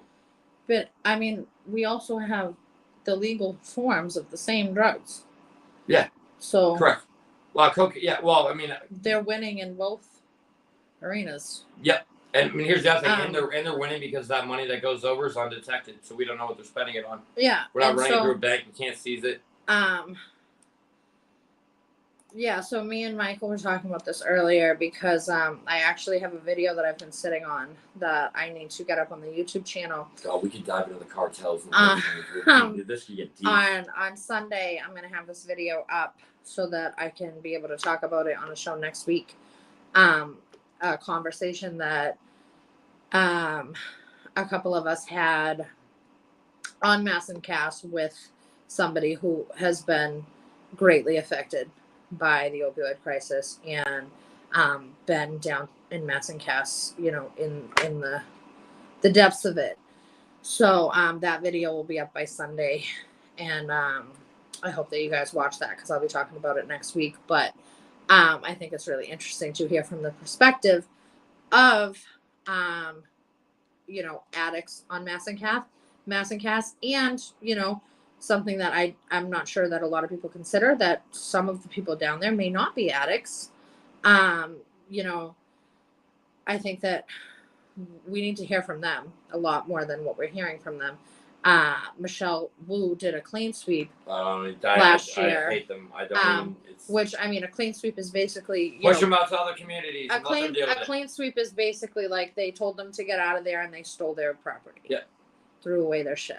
So they did actually like a documentary after the fact where they talked to a couple of the people that they gave housing to after the clean sweep, where the people said great things about the programs that they were given and how they were doing great. And I heard from a few people that there was speculation that those people got paid to say what they said.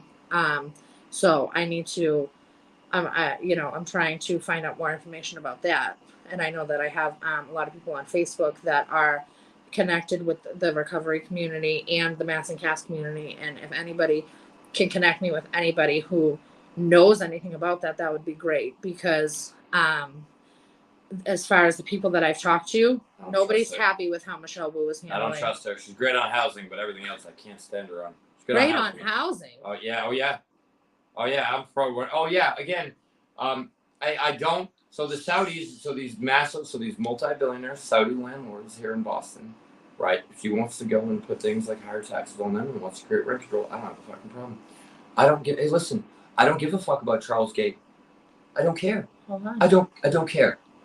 But what about the little guys? That's okay. What about the landlords? Now, here's the other thing, right? So how many little landlords do you know that exceed 5% every year anyway?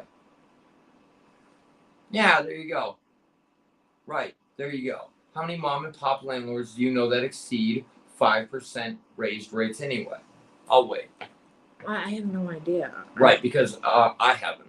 I mean, again, I've rented from some people. I'd like to think I have an idea. I've known some people who've rented from people. I'd like to think they might have a good idea. But I can tell you what kind of people do. Right, I know already. I know because I said one good thing about Michelle Wu, and then someone's upset. No, he said, Danny said you guys are the best. No, I love you. No, dude, and great questions. No, hey, seriously, when we talk about those questions, like which could possibly be things that would bring up sensitive political issues, like asking me about, and I mean, he probably doesn't know this, but my most sensitive topic is actually how we treat undocumented people. Just because, again, the same people that you and I probably hate caused the undocumented migration in the first place. The CIA. So I don't think that it's. That was a great question. I don't really think that it's saying something good about Michelle Wu just to agree with one of her policies. I agree with one of her policies because she's. That's what. Yeah. I was definitely. I consider her a puppet of the World Economic Forum anyway, and she's being controlled by way higher ups. She's not even making her own decisions. Check her fucking donor list. Yeah, she doesn't make her own decisions. Money's everything. Treating her as like an actual person with feelings is irrelevant. It doesn't. Do you remember her crocodile tears? Have you seen her crocodile tears? Oh my god! Watch her fake cry. Oh my god! She's Did you see in February when she did the Martin Luther King breakfast and she talked about us again this year? We haven't seen this woman in like 6 months, and she's like, last year at this time, when we couldn't celebrate in person and I had to be working from home and I was dealing with people outside um, with their drums and their whistles and their megaphones and their hate. Oh my god. Oh my god. I think I did see that. So Though. bad. Oh, it's awful. Their megaphones and their hate. Oh, and hey, and in her nice $700,000 home. Again, hey, do I want someone with a degree of success? I mean, is it wrong to be successful and represent people? No. But Jesus fucking Christ, dude. When you're a public official, bite the fucking eat it. Right? You know you're putting yourself out there. You are. Like, in what kind of, dude? It's not like you were throwing rocks at her house. It's not like you were fucking her property up.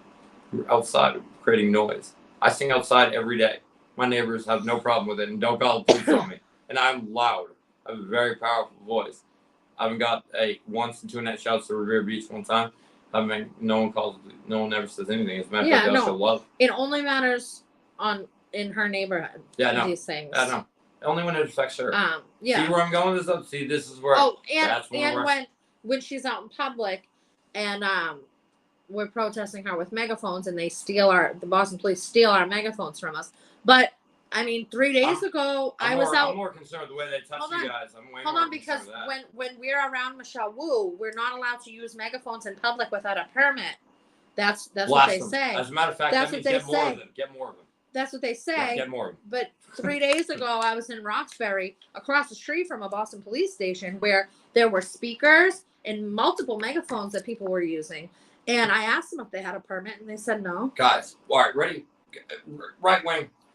Guys, get some of like the portable JBL speakers, the ones that bang out. I have them. Guys, guys, put on some, dude. I need to show you guys what French chorus. This is drive fucking crazy. I need to show you guys what hardcore. Listen, we need connections with your marching band, first of all.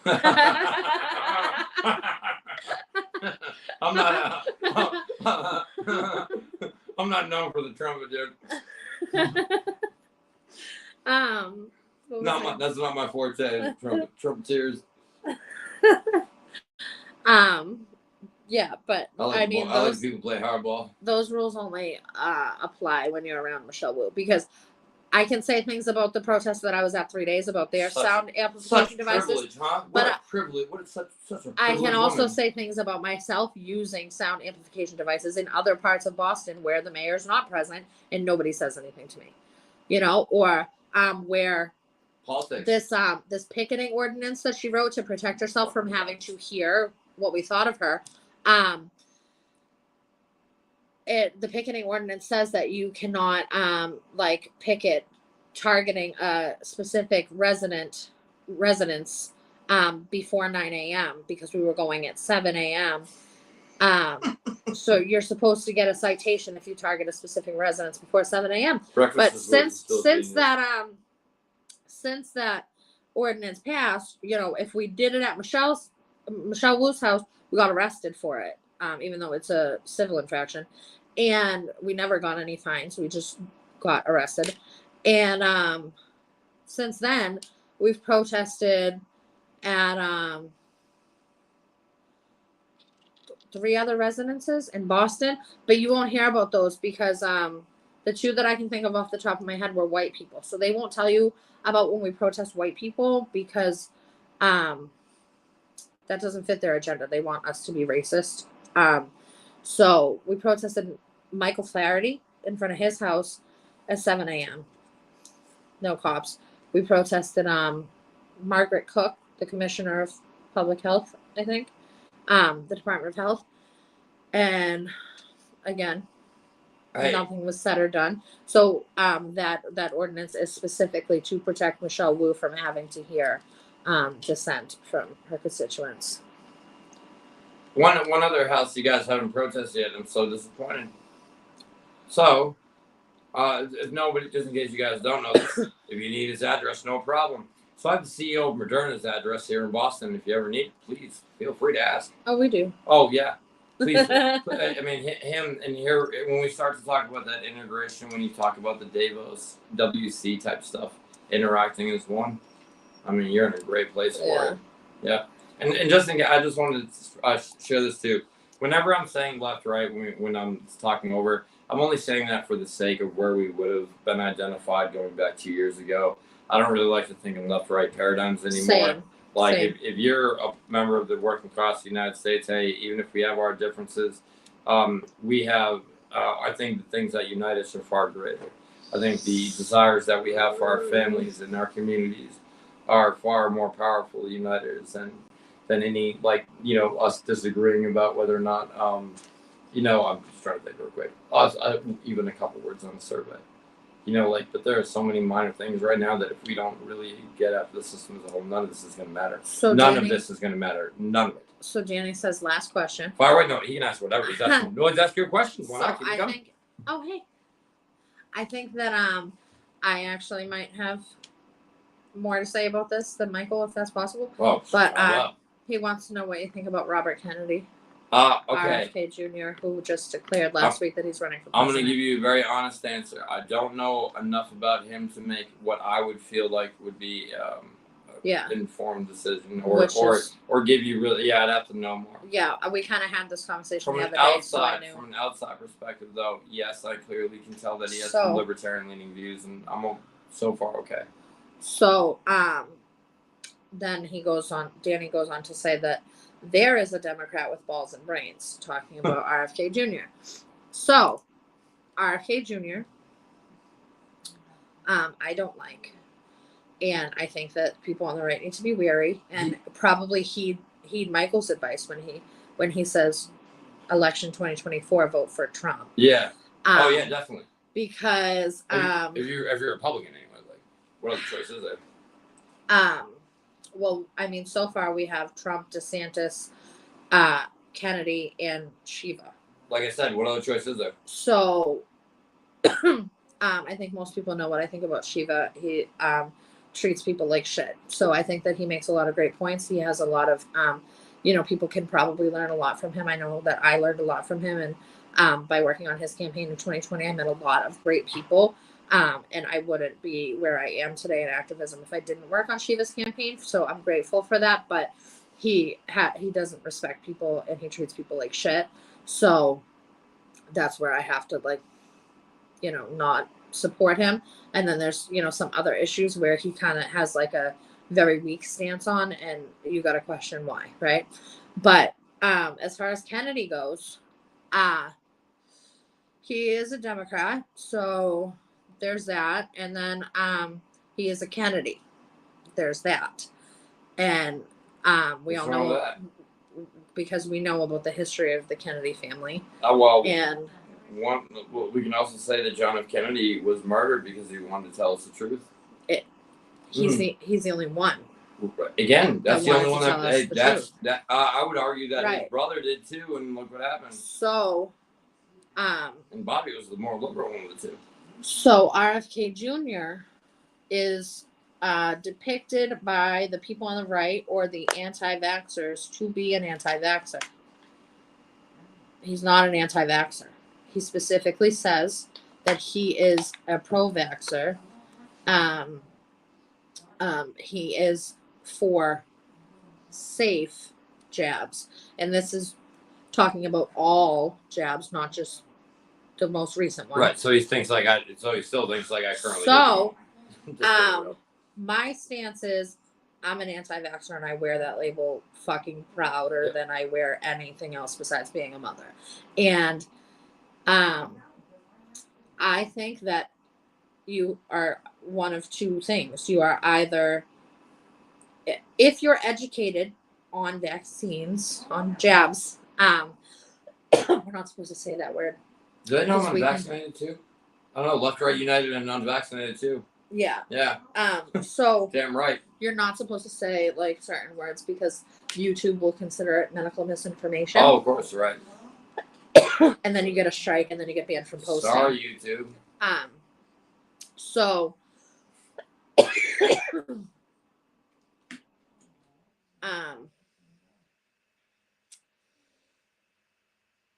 if you're educated on vaccines, you are either an anti-vaxxer, which I don't think most people realize that if you're an anti-vaxxer, that usually means that you're an ex-vaxxer, which means that like you were doing vaccines at some point and then you stopped because you got educated or somebody got injured or somebody died as a direct result, right?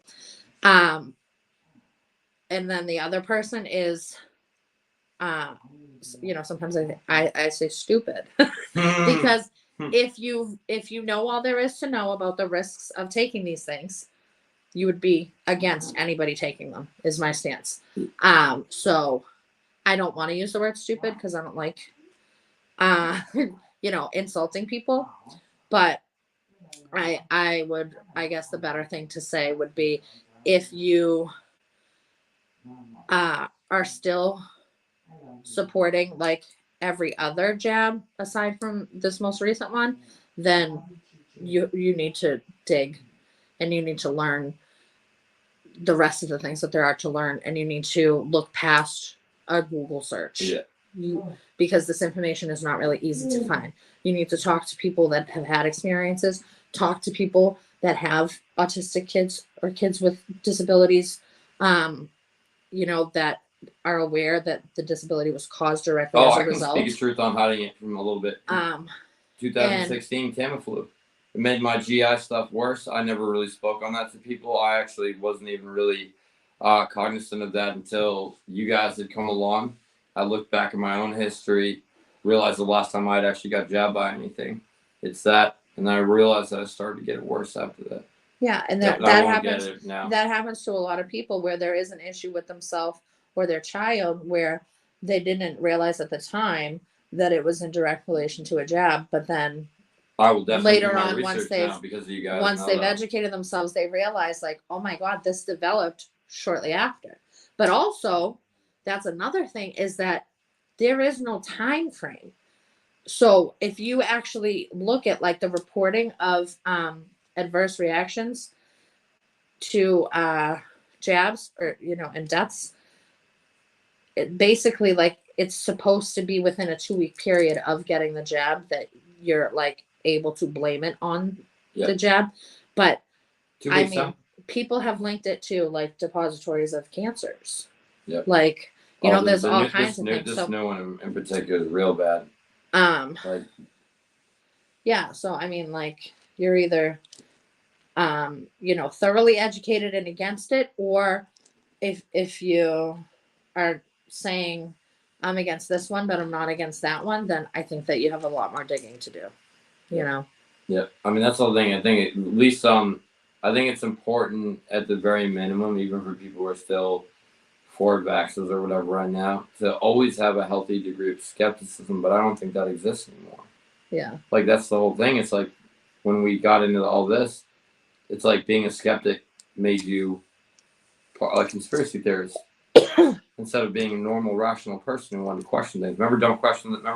Don't question the science. Don't question anything. Oh my God. No, wait. Don't question the science. Science's whole point is to be questioned. Right. I mean, this is the whole thing. Remember, this is doublespeak at its finest. Like, Fauci was very, very good at using doublespeak quite a bit. So when we go back to hope he fucking goes to prison forever. When we go back to Kennedy, RFK Jr., so that's one thing, is that he lets himself be portrayed as an anti-vaxxer when it won't matter. Not. It doesn't matter. But anymore. And also his wife held a party like last year or the year before where she required vaccine verification for people to come to the party. Listen, But no. What? I just couldn't imagine like coming to my house. Are you fucking? I mean, yeah. That's not my business whether or not you're vaccinated. How about that? And then he charges like upwards of $30,000 to speak. That's not that abnormal. Like, you can't on the speaker fees. Leave him alone on that stuff. Hey, remember but here's my thing. He's not making them pay him that.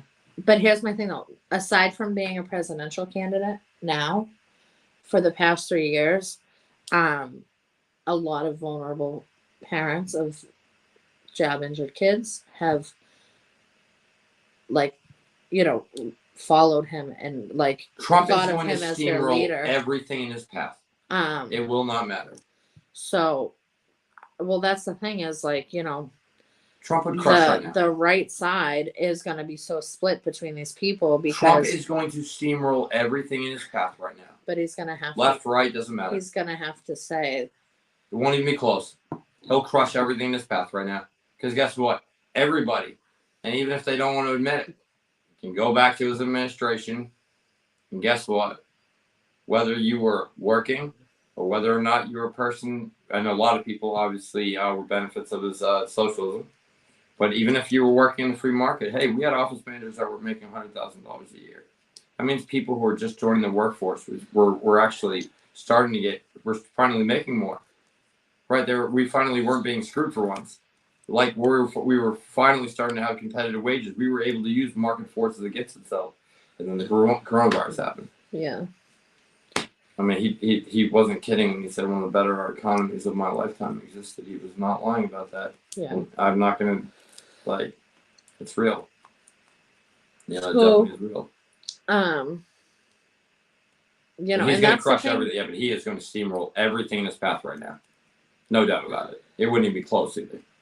I think he'd beat Biden by at least 10 points. I think right now he would steamroll Ron DeSantis right now. It's not even close. Nationally, watch. You know why? And here's how I know this, guys. Because people like me who actually can see Trump's policy versus the words that come out of his mouth, we know what we know. Like, we know the truth, Do you think, whether you like to admit it or not. like without saying certain words, do you think that I think he does. No. What? no do you think that JB I think he's far away. I could go on with him. I hate him. do you think that that you're not supposed to talk about this stuff on here, so Oh, do I think he's a P? Do I think no. he's what? The DIDDLER? No, There's no, some suspect stuff going on. So no, that he isn't. He's not Bill Clinton, but that or Bill Gates. that we were robbed. Oh yeah. Oh that. Hey, again, do me a favor. Hey, if you want to go live back there, go stay back there, right? Hey, when I woke up, it was 2023.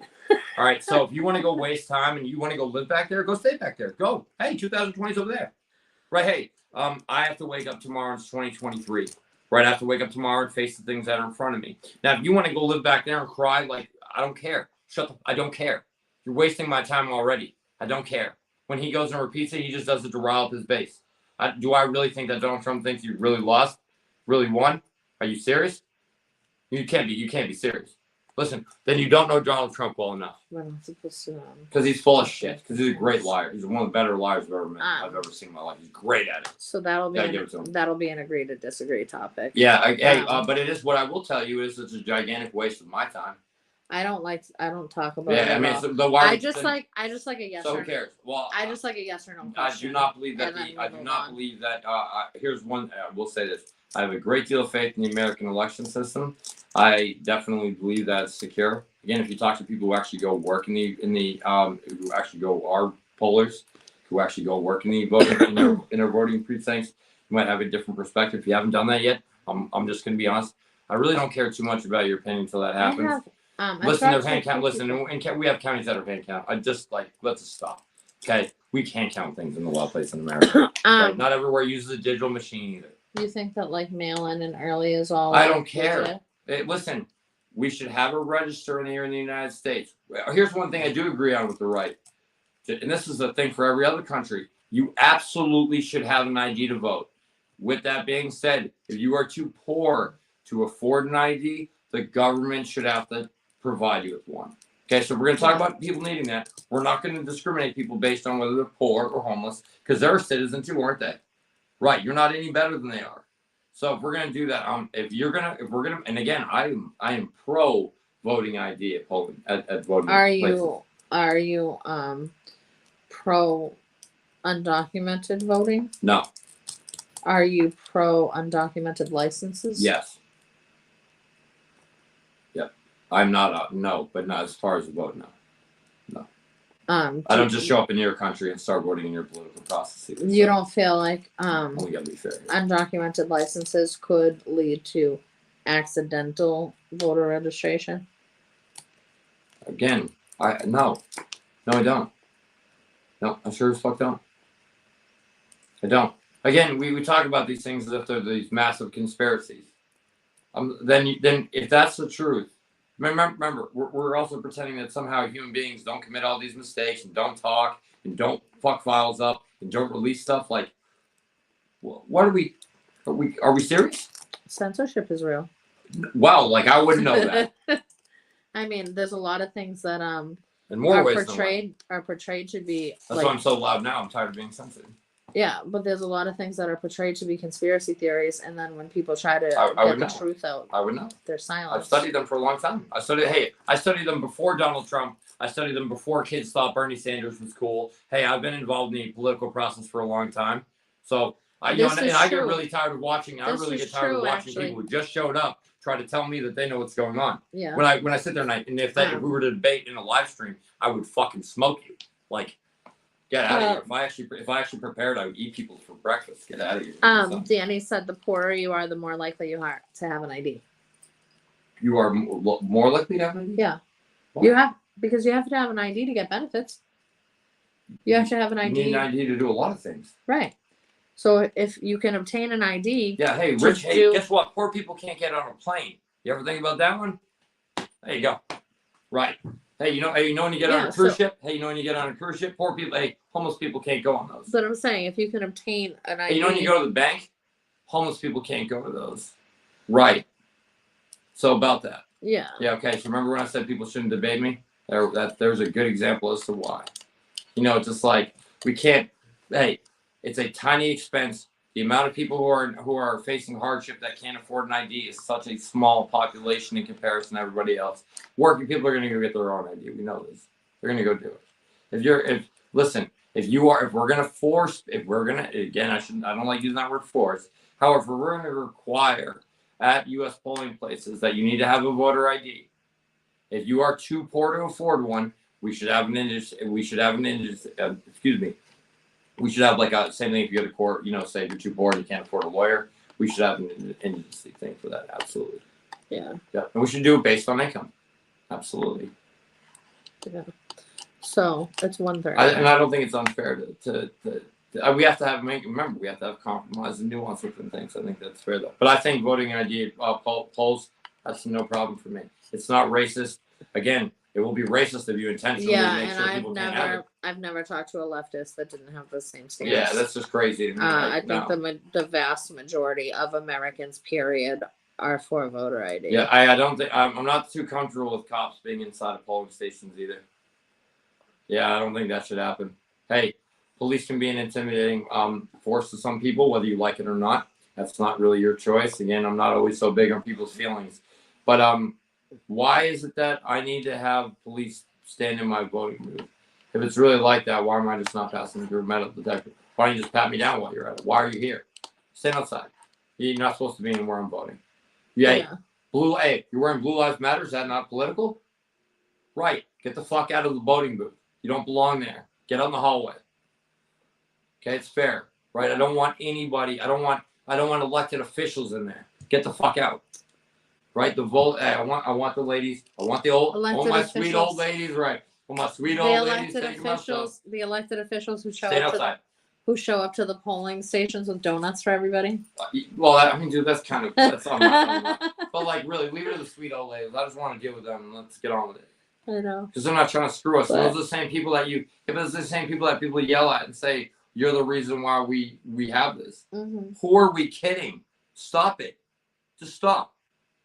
Well, hey, by the way, it's like listening to sore losers like Hillary. It's the same shit. Hey, shut the fuck. Hey, guess what? Why don't you guys all go fight it out? Why don't we just put y'all on an island, all the election people? Why don't we just put you on an island just so get out of the fucking way? Because guess what? Some of us, yeah, I know. Well, ooh. Yeah, not on Epstein Island. And you're damn right, nothing funny out there. So yeah. All right. So yeah, it's been now. Imagine we started talking about Epstein. That would have been Then Wow. then I'd get a strike on YouTube. The Ghislaine Um, Maxwell client list. Woo. It's been now 3.5 hours. So and Told I'm you this would be probably Rogan. I annoying. told you I'd be drunk. I told you get me on here. And My be Rogan mother. level. So We didn't even really get deep. I know. This I know. shit could get It deep. could last forever. Like we Deep. should just have a marathon at some point. Or Dude, we need to like pick a specific topic and then just like go on that once. We get yeah, off track. we need like one topic. Hey, if the people out there did have something though, that if there was a specific one that they wanted a deep dive on, I'd be more than down for that. Yeah. Especially if it's So, something that would be relative to like us moving forward. Absolutely. We're gonna have to close Yeah, out say now, goodnight. and there's still people watching. So like, God thank bless you guys. Yeah, all right. God bless you guys. And thank you, Danny, for all of your Yeah, seriously, dude. interaction. Absolutely. Thank you for the question. And I hope he doesn't think. I hope he doesn't think I'm so mad at him for the outright. Because now I that don't I think get what he. Because now that I Danny's not kind very of get. sensitive. Well, now that I kind of get where he's coming from a little bit too, kind of shifted a little bit. I don't think you're a Tory bastard, okay? Yeah. I fucking hate So Tories. Fuck 'em. as always, most of my engagement comes from Facebook. So if you're on Facebook watching, please go over to YouTube and subscribe to my channel. I have about 150 subscribers now, and I'm trying to get to 1,000. So. Oh, could I do one quick promo for one thing? Mhm. All right, hey, so May Day is coming. That's definitely the day where we recognize International Workers Day, basically. And hey, if you're a worker, your face belongs to be out there. That isn't a left thing. That isn't a right thing. Again, I'm someone like myself. I'm a big backer of the working class as a whole. And I think that if you are again on the right, and I'm only using this just for the sake of argument at the moment. I would highly suggest that you get out there and begin interacting. Like we need to stop. We need to figure out, just like how Catherine and I would come out. And I've been at stuff that's against the vaccine mandate. I've been at the stuff before. Come out.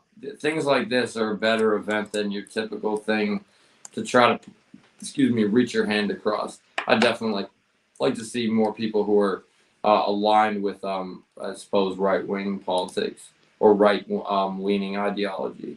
Because here's the thing: people forget that even things like old school conservatives are anti-war, mind your business, leave me alone. Like those are good people, man. I like those people. Where are the old school ones at?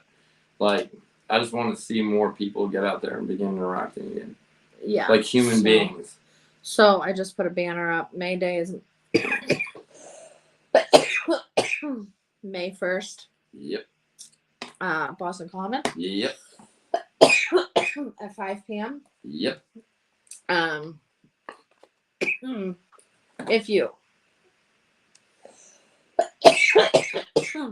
you are on the right side,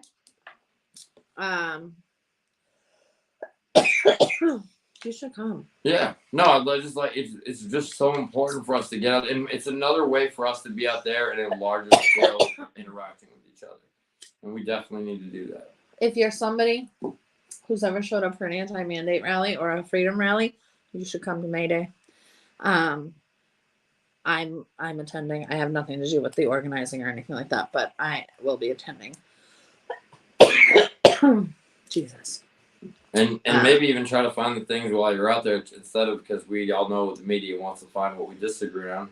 I would suggest looking out, amongst your fellow citizens and finding the other, finding those things we do agree on. I mean, hey, Stuart Rhodes, head of the Oath Keepers, I don't really like to do, but him and I believe the same thing about the U.S. Constitution. We have a lot of very firm beliefs that are the same in the U.S. Constitution. He's way on the right. Also, he's my opposite. If anybody is attending May Day, or going to be in the downtown Boston area on May 1st, note that May 1st is the first day for the city of Boston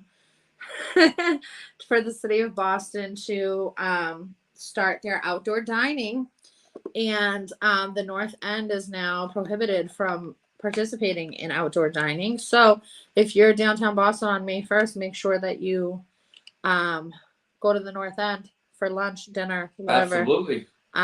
We should invite the lefties into the North End for the lefties, like it's all of us. No, again, I wanted to come out, so we're mixed. But that would be, hey, I think that would be a That good is, thing. May Day is about workers' rights, and what's happening with the North End not being able to have outdoor dining does affect workers.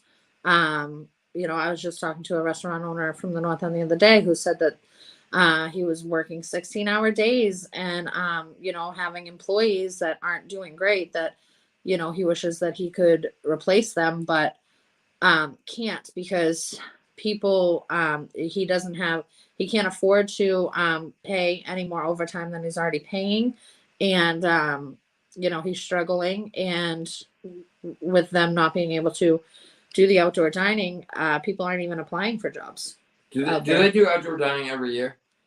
Just since the pandemic. Just since the pandemic, right? Which is a great idea to open that up. Which I mean, last year every single restaurant had to pay $7,500 to participate in the program, which was bullshit. What? What are you paying in the for? North End, What are you nowhere paying else in for? Boston. That's why, guys, Nobody rebel. knows. Support these guys. Rebel Nobody against knows this where that money bullshit. went. Nobody knows where that money went. Of course not. And they were required to buy specific types of barriers to put The up. orange ones, yes. The plastic Um, ones, yeah. And then, you know, when the summer's over, they have to put all that equipment in storage, Yeah, and pay storage for the winter. They're not getting. This is the whole thing. I just think we need. They're okay. So I don't know. They're not getting paid back. So we don't need to violently rebel just yet. However, these little acts of rebellion, I think, are very important. We need to stand up. We need to support these people. And by the way, if government officials want to try to come in and close these guys down, we should be there blocking them. Yeah. All right. And by the way, I would also suggest Bring tables and chairs. Yeah. Hey, learn about that with regard to evictions too, Let's have because some not everybody's picnics. fairly evicted. Let's have some open streets in the North End. We should have a sit-in lunch protest. We should just sit up at Quality's restaurant with the Trattoria's food. That's what we should do. Yeah. Just be fucking So dicks. May Day, get some pasta. Yeah, absolutely. From the side streets. Holy shit, we should invite them from, out. From the side streets. Oh my god. Support your side streets. Hey, everybody loves food. North End restaurant owners. We should invite one of the brothers out. Oh my god.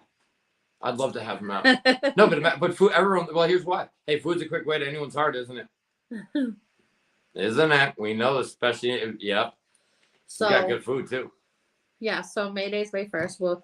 We have a couple shows before then, so I'm sure we'll talk about it again. And everybody should come. Come have a conversation with a leftist.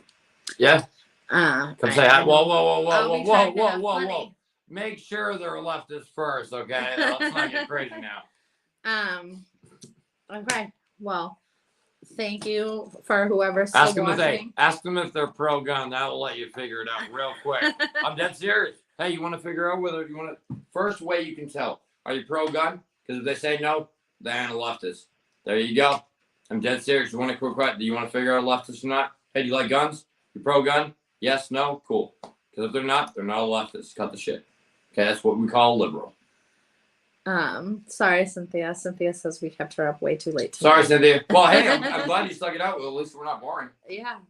I hope not. So, like I said, I'm sure Michael will be back. Yeah, we'll pick because this up there's another plenty time. to talk about. And come meet him on May 1st. Please do. Yeah, hey, if you're from what I would have formerly called the right, or even if you still if you want to call yourself that, by all means.